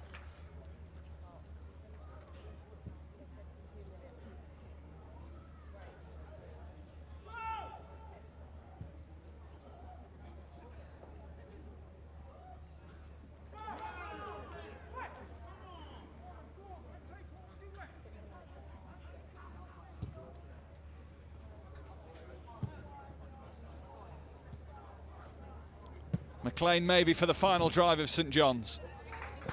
But it's nicked away and now Bowe's off. Head down, sprinting forward. McLean trying to recover what he lost. Now Bowe again in the thick of the action. What a long ball that is. Clark tries to steal ahead of Llewellyn.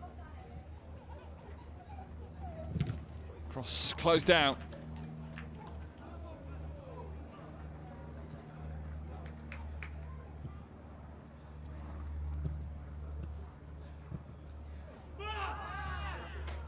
Wasted. Well, Barnet, compared to last year, have restored the pride in the name of the club's badge. Totally agree, and they did that with the league campaign, but it's here under the cameras, being watched broadcast around the world, where the pressure's on, and they've dealt with it admirably. Not over yet. Houghton will keep that in. And Casey will cross it in.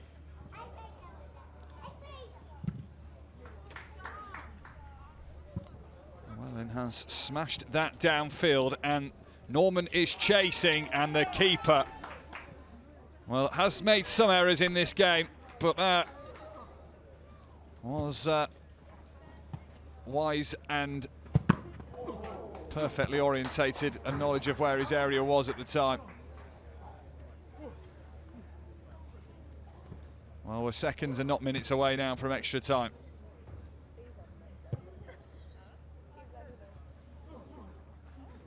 Mahmood on the outside.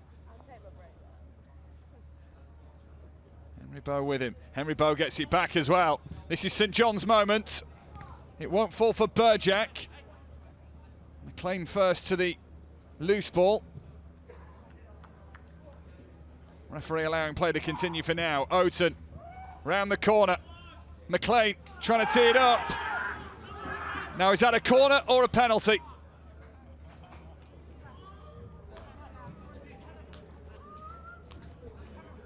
So the referee has called full time. The score after 90 minutes. And in the very last seconds, maybe St John's thought they could or should have had something. But we will have 30 minutes more as a result. What do you make of this, Ewan? I think that is... I want to see that one more time. Hang on, before I nail my flag to the mast. In extra time. There is contact. Does he get the touch first on the ball? Not sure he gets any touch, but he does maybe of McLean. So, 90 minutes couldn't separate Barnet or St John's. Barnet in the first half with a penalty, and Burjak with the equaliser in the second half. It means at full time, heading into extra time, Barnet 1, St John's 1. Thank you, Mike. Yes, after 4 quarters of football, 90 minutes of football, very nearly got a bit. It would be a brave referee to give that in the very dying seconds of the 95 minutes. Zara Muska? Yeah, what do you think? Absolutely. I mean, you can have a look at that and then have another look at it, and you could go either way. But like you say, brave refereeing in the last sort of second of the game to give that. Yes. Ball had gone. Attacker gets the ball. Does the defender get the attacker? I think he's still kind of leaping over him. I'm not sure there was enough contact there. I don't know. What would you have been disappointed to have had that one given against you? Yeah, none of us are sure really. But it's I'm not sure. I don't think it is. It would have been. You see him given, but it would have been soft at that time in the game. But yeah, it's really hard. Yeah. But Barnet, they'll be kicking themselves because they had a really good chance in that half to seal it. Kicking themselves when they're not kicking St John's. Yeah, when they're not kicking the opposition. They had a really good chance in that second half there. Although St John's had the majority of the possession and chances, the real clear-cut one was Barnet, so they'd be disappointed not to have finished it. They're clearly 2 very fit teams. They've asked the 2 teams, Zara, for a 2-minute turnaround for half an hour of extra time here in the sun.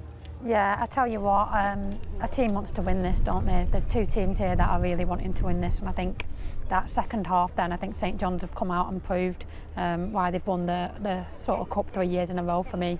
They're on the front foot, but Barnet are still going, and credit to them. They've got the legs to keep doing that. Yeah. As a spectacle, it's been a lot better. I mean, last year there were obviously a lot of goals, but the game was over after about 20 minutes last year, and fair play to Barnet because they've come out today, they've got themselves in front. Really, like Josh was saying, I mean they could have been 2-0 in front just before. Hang on a minute. I hope he's not part of the coaching staff. Sorry, I have to go get himself an ice cream. That's one of our camera operators. Hang on a minute, mate. We've got extra time yet. Get back to your station, you. Honestly. Part-time Pete.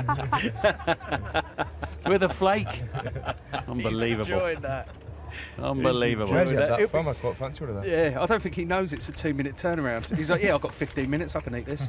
This will be fine. And he puts the cans on in a minute, he's going to be in a world of trouble. Hey, hope you're listening, son. That's it. Ice cream one hand, camera in the other. That's the way you do it. Good to go. That's the way you do it. Marvellous. Well, that's our 90-minute analysis. Who's going to win this? Apart from the cameraman.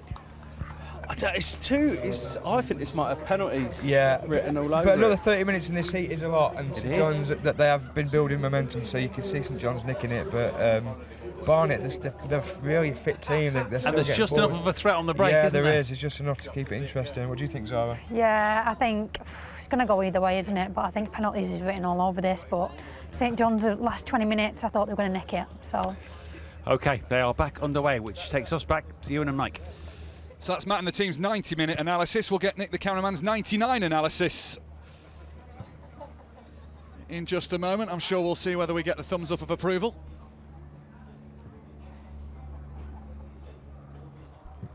Surely there's got to be a rule written that if you're buying one for yourself, you buy one for all. So place your orders.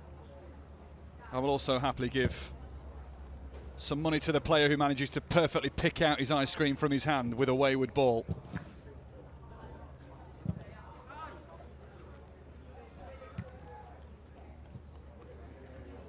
So 30 minutes more. Extra time in the final of the day, of the weekend.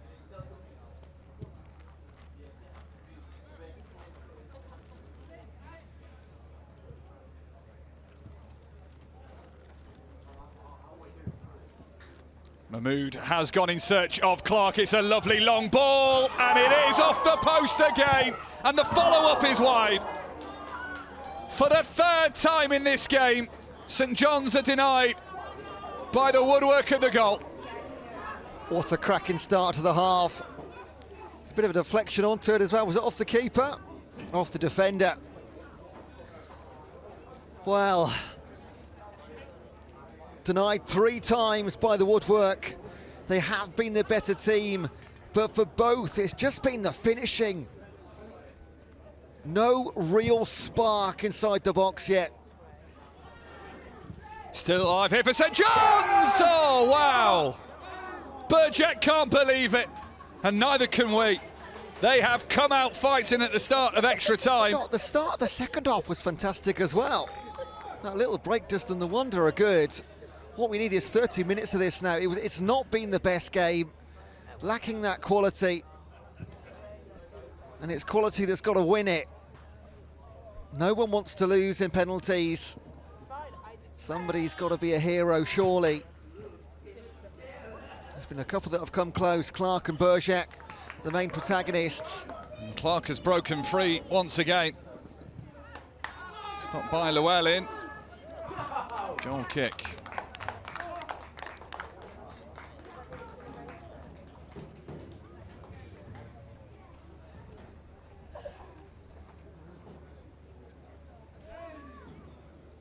Well, he's finished that and polished that off pretty quickly. Looks rather pleased with himself, doesn't he? That's the number 99 he should have been focusing on.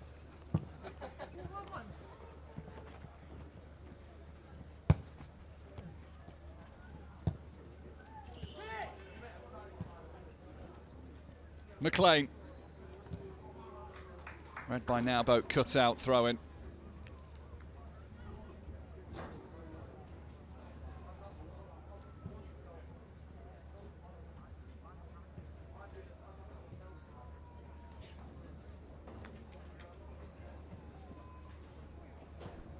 Clark intercepts. Tries to put through Henry Bow. Both equally as passionate as to who that should have been. Barnet awarded the goal kick. I'm learning loads of sign language today. This is brilliant. Educational football for all, only on TNT.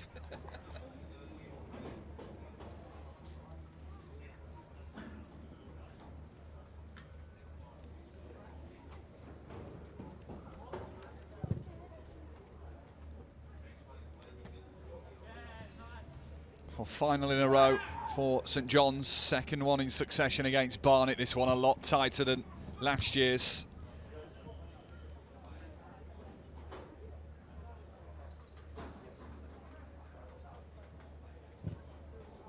Burjack hits that deep.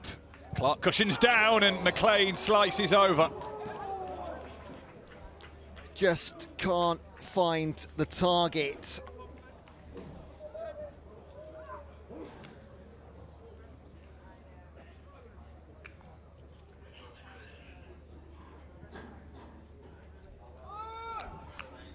They are repeatedly knocking on the Barnet door now.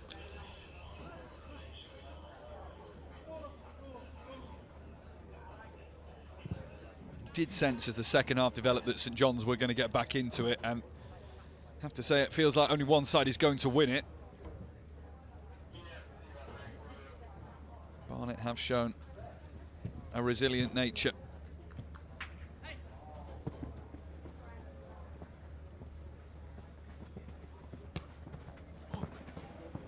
Casey. St Llewellyn at the back has read a lot of things right today. A good defender in the back line for Barnet.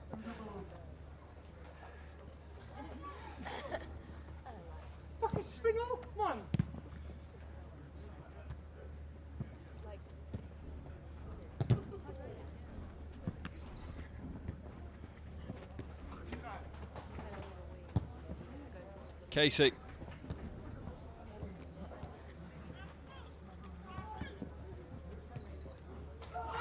Flicked over. Opportunity here for Phil Swift. Keeps the ball in the corner for now. Tried the back heel. Sniffed out by Story.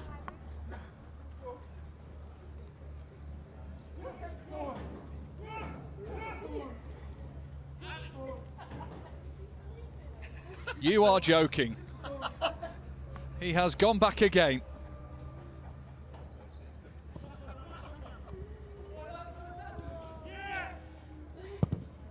Hope it's worth it.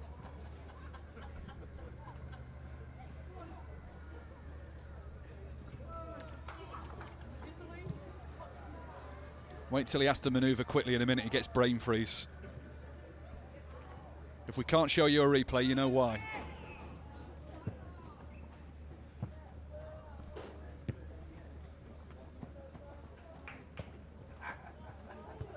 Casey past Llewellyn. Looking up all the time, trying to see if another grey shirt has made the way into the box. One way, then the other.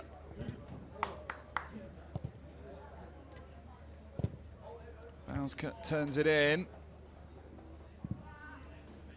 Clark trying to shoulder off not one but two.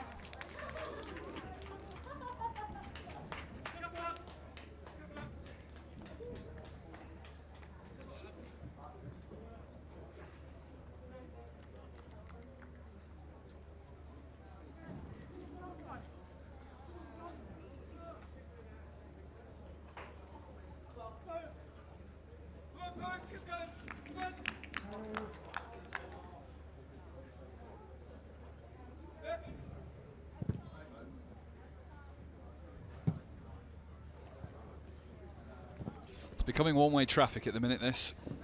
It absolutely is. I don't even think Barnet have had a shot on target in this first half of extra time.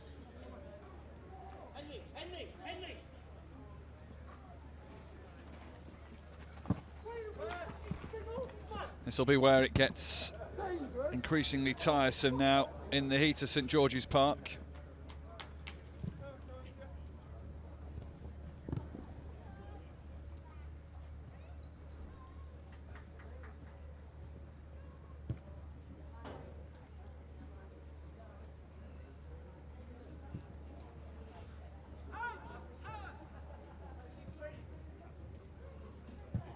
Hashim Mahmood goes for the run of Clark, should be covered by Austin, and is.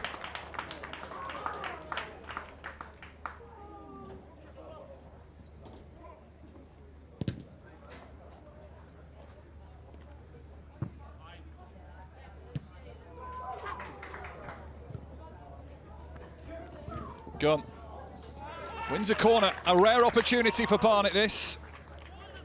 As we roll into the 100th minute. Austin, who was injured in the first half.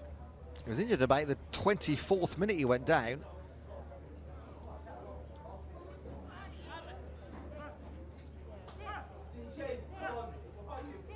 So a conversation between him and manager Brenton Nanthan-Barlin.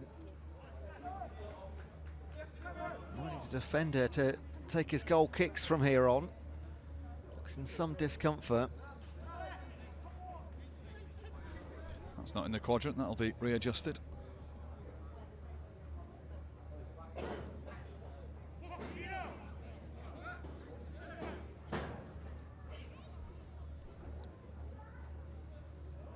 Referee is going to book here.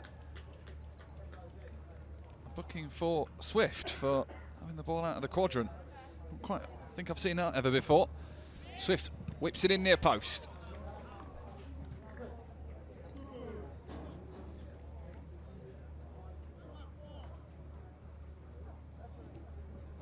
Seen one red card already today, and Phil Swift now puts himself at risk of another. A nasty challenge in the CP final. Swift in. Oh, that nearly looked like it was teasing itself at the back post, but nobody could make the connection they wanted. Yeah, just a couple of yards too strong, otherwise a great ball in. And we'll roll towards half-time.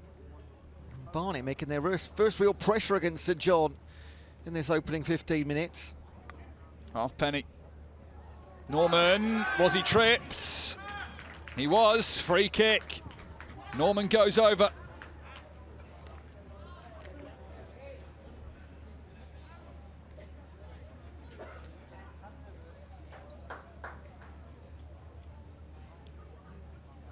It's McLean who stuck out the leg but didn't make the connection with the ball. So what a chance this is for Barnet, who have had to be patient in this first period of extra time. Norman, who's been with Barnet for almost a decade. His second time in front of the TNT cameras, been here a year ago.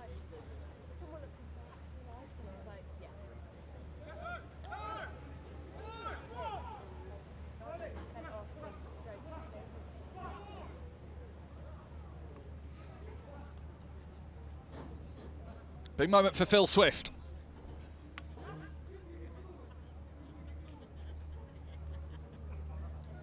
36-year-old midfielder with the responsibility of this free kick.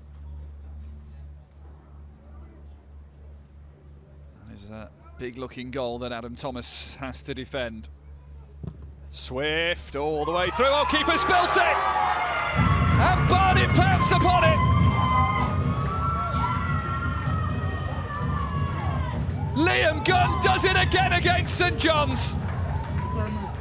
He came off the bench to score a winning goal to decide the league, and he might have just done it in the FA Disability Cup final. Barnet back in front 2-1. Adam Thomas, who was in goal for the team last year on the losing side. He switched teams, and he's made the mistake. Let's have a little look. It seemed to be fairly comfortable, but spilled out his hands. So the goalkeeper for Barnet last year, on the end of a 7-0 thumping, switched sides. Now in goal for the holders, St John's.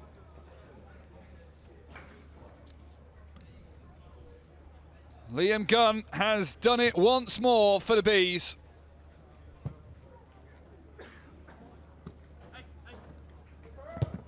Barnet, who have had to soak up a lot of pressure in this first period of extra time, have taken their chance.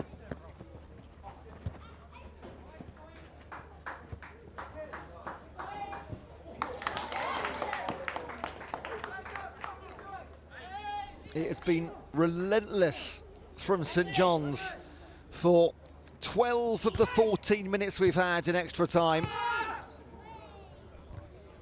Half a dozen times they just couldn't find the target.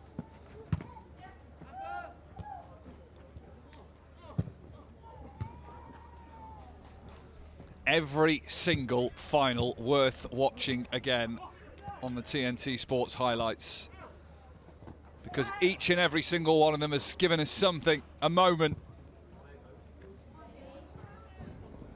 6 incredible finals. Casey, St John's want to get level again. He took a deflection that carried it to Austin. So we've had a penalty, a big deflection, and a goalkeeper error for the 3 goals. Indicated that there will be a minimum of 1 minute at the time. 1 minute.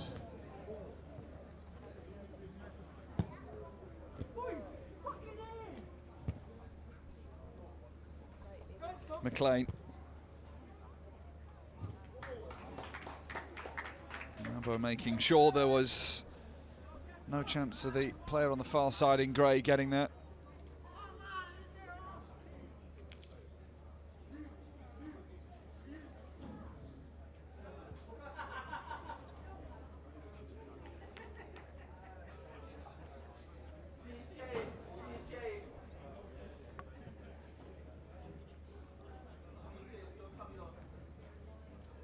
Navo's okay.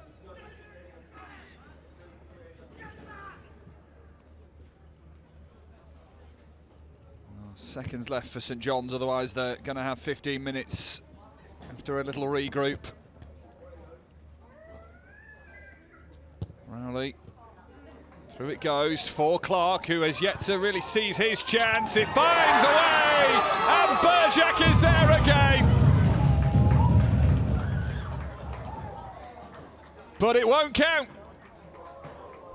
And St John's have it ripped away from it by the flag of the linesman.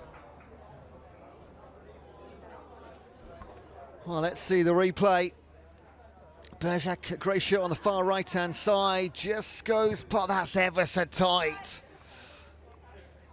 Oh, that's a tough call. Bergerac disagreed immediately. I thought he looked okay. That will be a real talking point. Way past the 1 minute that were added on, and there is the break called by the referee for a change of ends. Well, Barnet were on the back foot for large parts of that first period of extra time, but substitute Liam Gunn was the quickest to respond to a mistake from a goalkeeper from a free kick. And St John's, right at the end of that first period, thought they'd equalised. Bergerac thought he had his second of the day, but a big call from that official has meant that Barnet do go into the break with a 2-1 lead. Barnet 2, St John's 1, with 15 more minutes left to play. This is why Barnet go in at the break 2-1 up rather. Goalkeeper has to do better. Swiss free kick was low. The keeper had good vision, but he made a mess of it. But the pace, the reactivity of Liam Gunn has Barnet in front.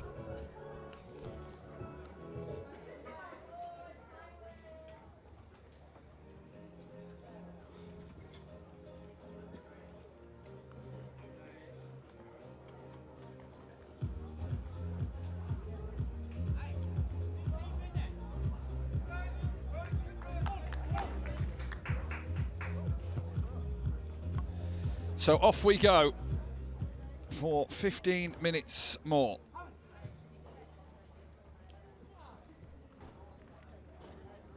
St John's equalise the final FA Cup Disability Cup final of the weekend.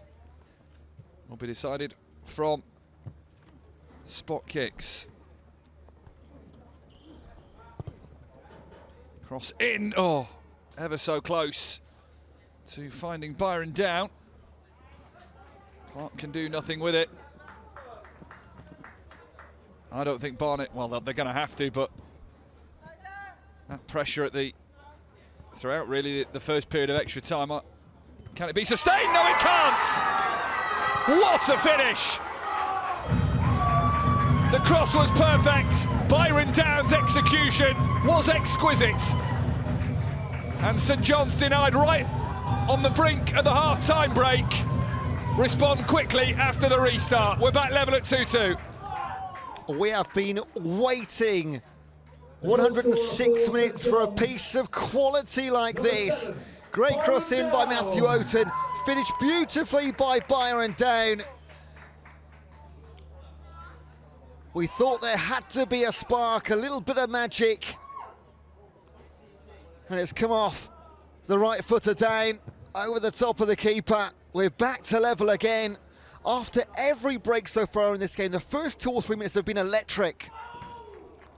Trying to quickly get themselves in front. So 14 minutes to find a winner.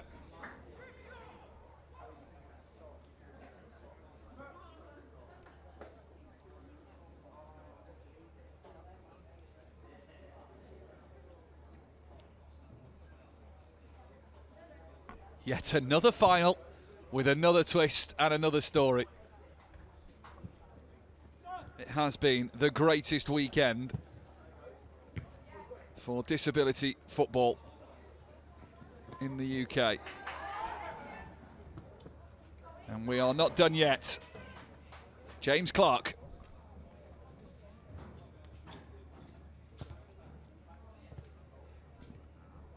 Trying to the clever flick, it didn't quite work for Matthew Burjack.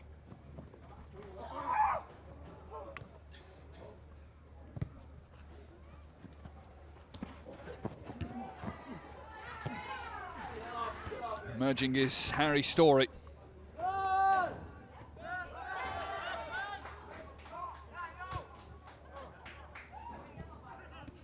Looking for Clark, was down. Breakaway. Here's Liam Gunn, his goal. Means less than it did.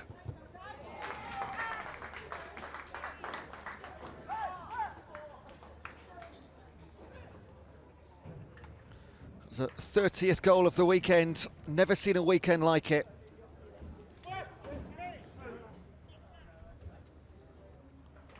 So Substitution Cameron Phoenix is replacing Adam Llewellyn, who can be pleased with his efforts this afternoon in a defensive nature for Barnet. Yeah, real warrior today. Very vocal, always involved. Nice and scrappy. Some cramp for number 18. That's Matt Wheeler, the vice-captain, scorer of the penalty.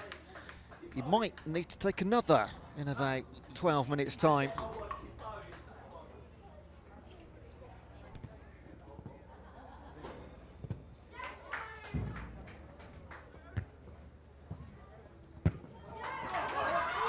Chases on, down fancies it, quickly out of his goal was Josh Austin, who is already at risk with his foot injury that he's picked up in this game, and if he's made it a whole lot worse here, Barnet could be in trouble.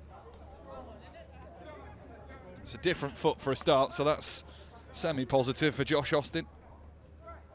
Or is it worse? At least they had one good one. I think he had to come out, didn't he? He had to make the call. Oh my goodness. If this goes to penalties, I know which way I'd be shooting.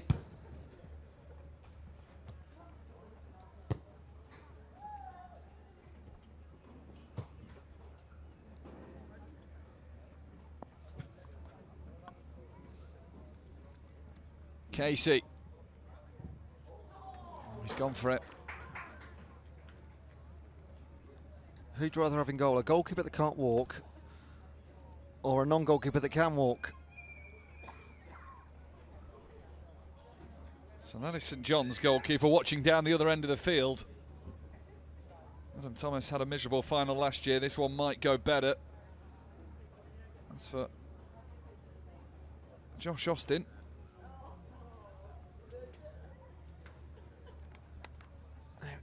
If they know Joshua Austin can't move particularly well, then surely some shots from range are going to come into play. Josh Austin will be preying on his defence as... He's not going to be rushing out to get the ball, is he? He'll be planted on that goal line. Oaten's cross didn't work. Burjack. Less than 10 minutes to find a winner.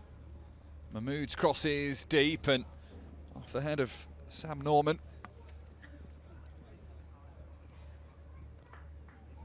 Bow.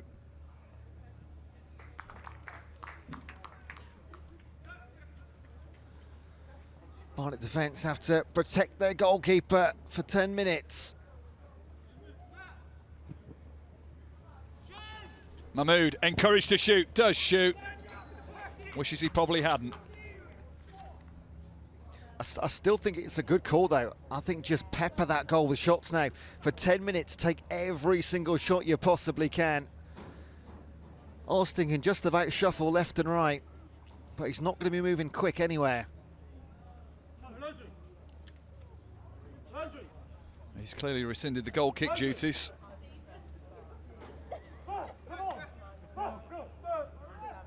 Tenth year of the EE Disability FA Cups. 2016 there were just 3 finals, the power chair, cerebral palsy and the blind, and now we're up to 6, and this is the final one of the weekend. That's a great ball in, better than that. James Clark finally takes his chance.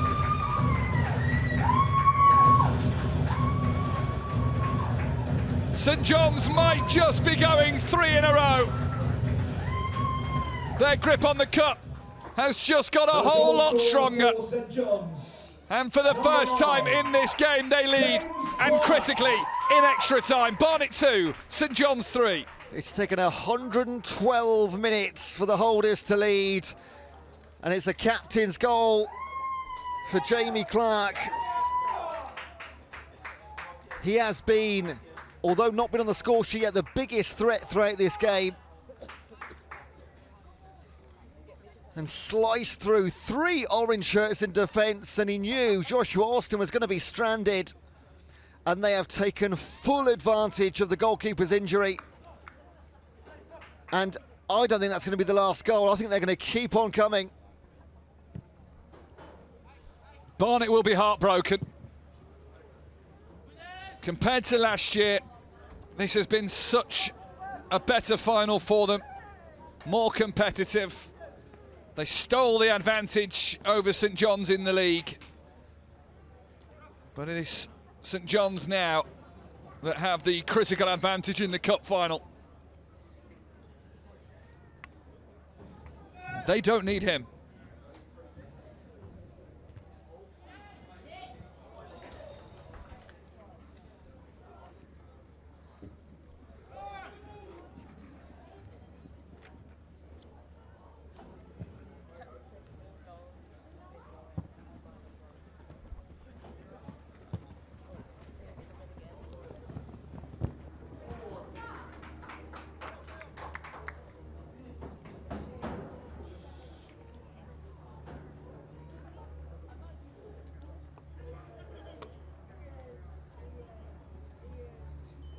All they've got to do now is hold on. They don't have to be as intense. They're staring down the barrel of 4 in a row.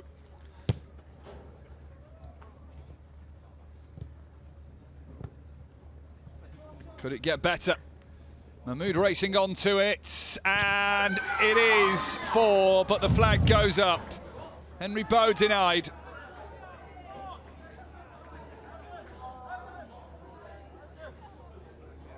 And that'll be from the run of Mahmood to tee him up. Linesman's flag was up pretty quickly.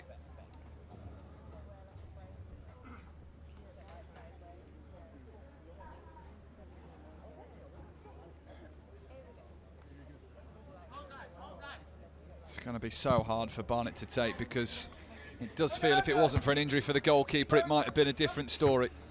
But they've had an incredible, historic year for the club. League champions for the first time, represented English teams in the Deaf Champions League, 4th place finish.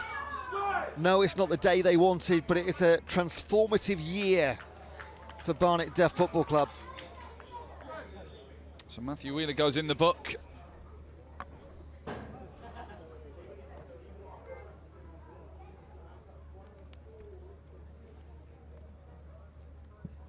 This is why it's the wrestle over the neck of James Clark. Barnet's first goal scorer from the penalty spot.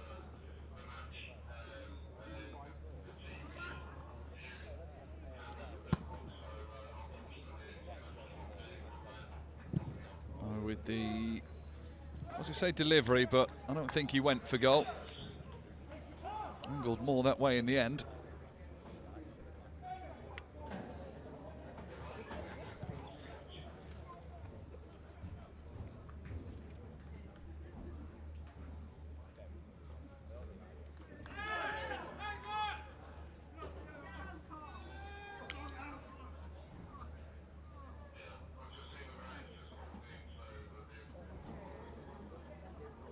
A bit feisty, not impressed with one another, Mahmood and Norman.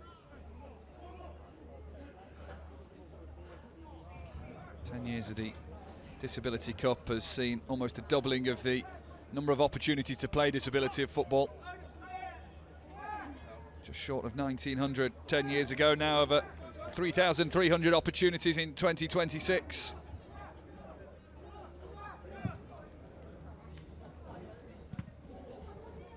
Clearance isn't the best. Can Barnet find a route through to goal? Chance for Wheeler. Appeals of handball. Referee has a decision and chooses not to give it. And now Barnet might be caught out here, committed to trying to find the equaliser. Player free in the middle. Casey goes out wide.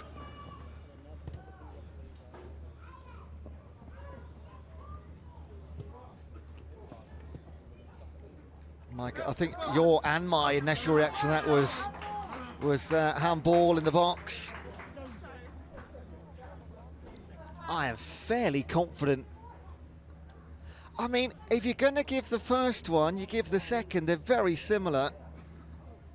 I mean, it's a deflection. No, you couldn't give that, could you? It's thigh onto hand, isn't it? That would have been harsh. And as you say, we felt the same way for the first one.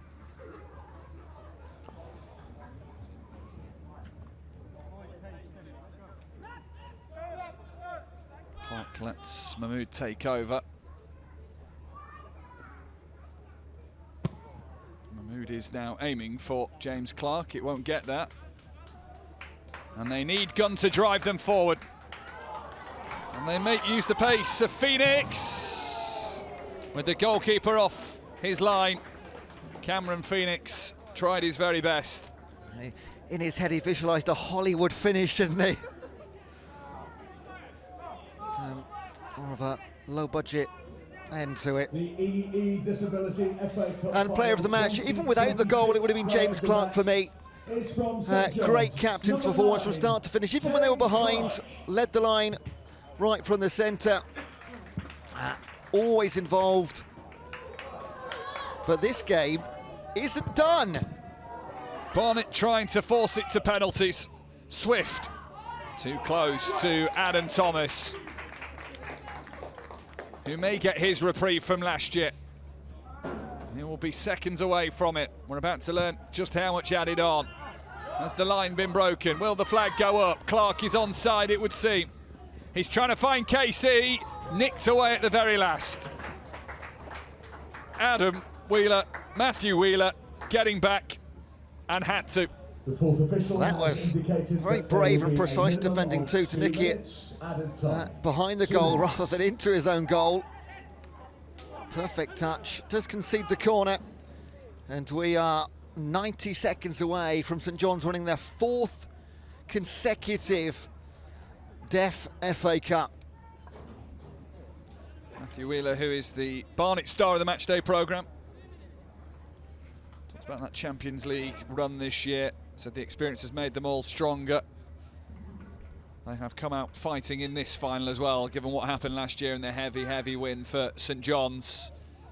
But they just can't seem to get past them in this final. Well, this has to go, and it has to go now.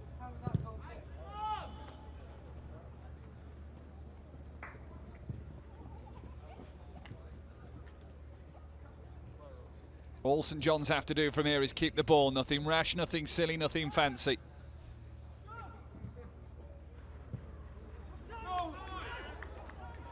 Offside, not given. It's rolled into the middle, and Clark has got in front of his man.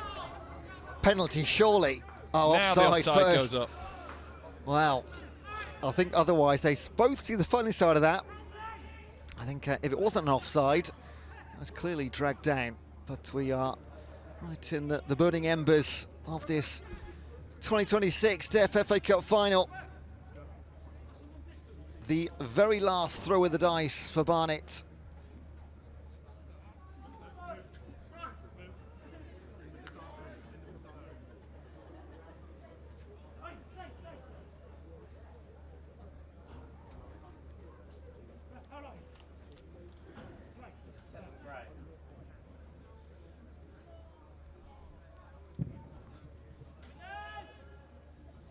First contact wasn't anyone's. Second contact was Barnet's, but third, and importantly, St John's have got it away. Well, this is going in. Cameron Phoenix comes over. Referee has checked both watches. The clock runs over into added time of added time. One flick on. It's a bit messy and scrappy. And the full-time whistle has gone. This St John's team just love the FA Disability Cup. 4 in a row. They didn't half have to work hard for it. They didn't lead in this game until added time. Extra time proved pivotal. Barnet much more stronger than last year, but somehow St John's pull through again. And once more, it will be them lifting the trophy. Again, great performance by captain Jamie Clark. Led from the middle of the park from start to finish. It was a game that lacked quality, it lacked precision, but in the end St John's got it done, and we did eventually get that cracking goal in extra time. And it was wrapped up with the injured Joshua Austin struggling to move around his box, and St John's took full advantage. Come on! So once again, Barnet manager Brinton Nanthan-Barlin, they'll take the league for the first time this year. But the FA Cup continues to elude them, and it's 4 in a row for St John's. History on the 10th anniversary weekend of the EE Disability FA Cup continues from the first game right through to the 6th. They will get their medals from Oliver Eadsforth, the England Deaf Football General Manager and member of the FA Disability Football Committee. Golden medals around their necks.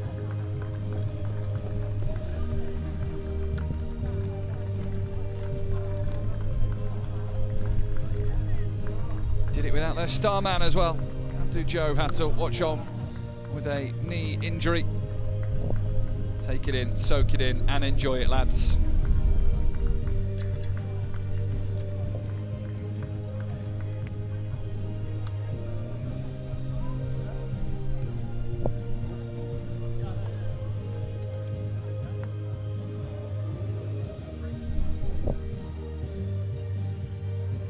James Clark will be at the back of the queue to get his medal and pick up the trophy.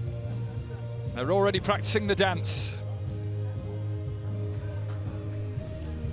They've had plenty of practice at this.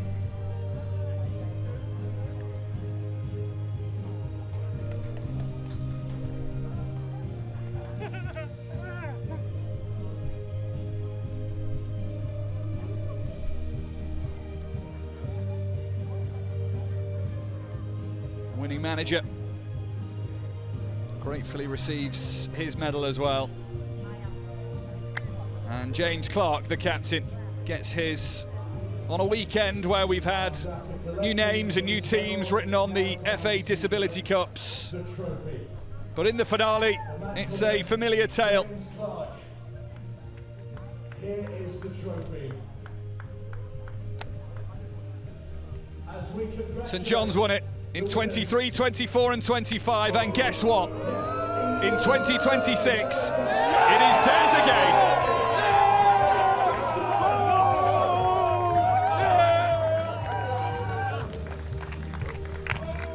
I hope this weekend has inspired you. I hope you've watched on in awe and learnt a lot too. I have been amazed and astounded by the skill and the talent on display.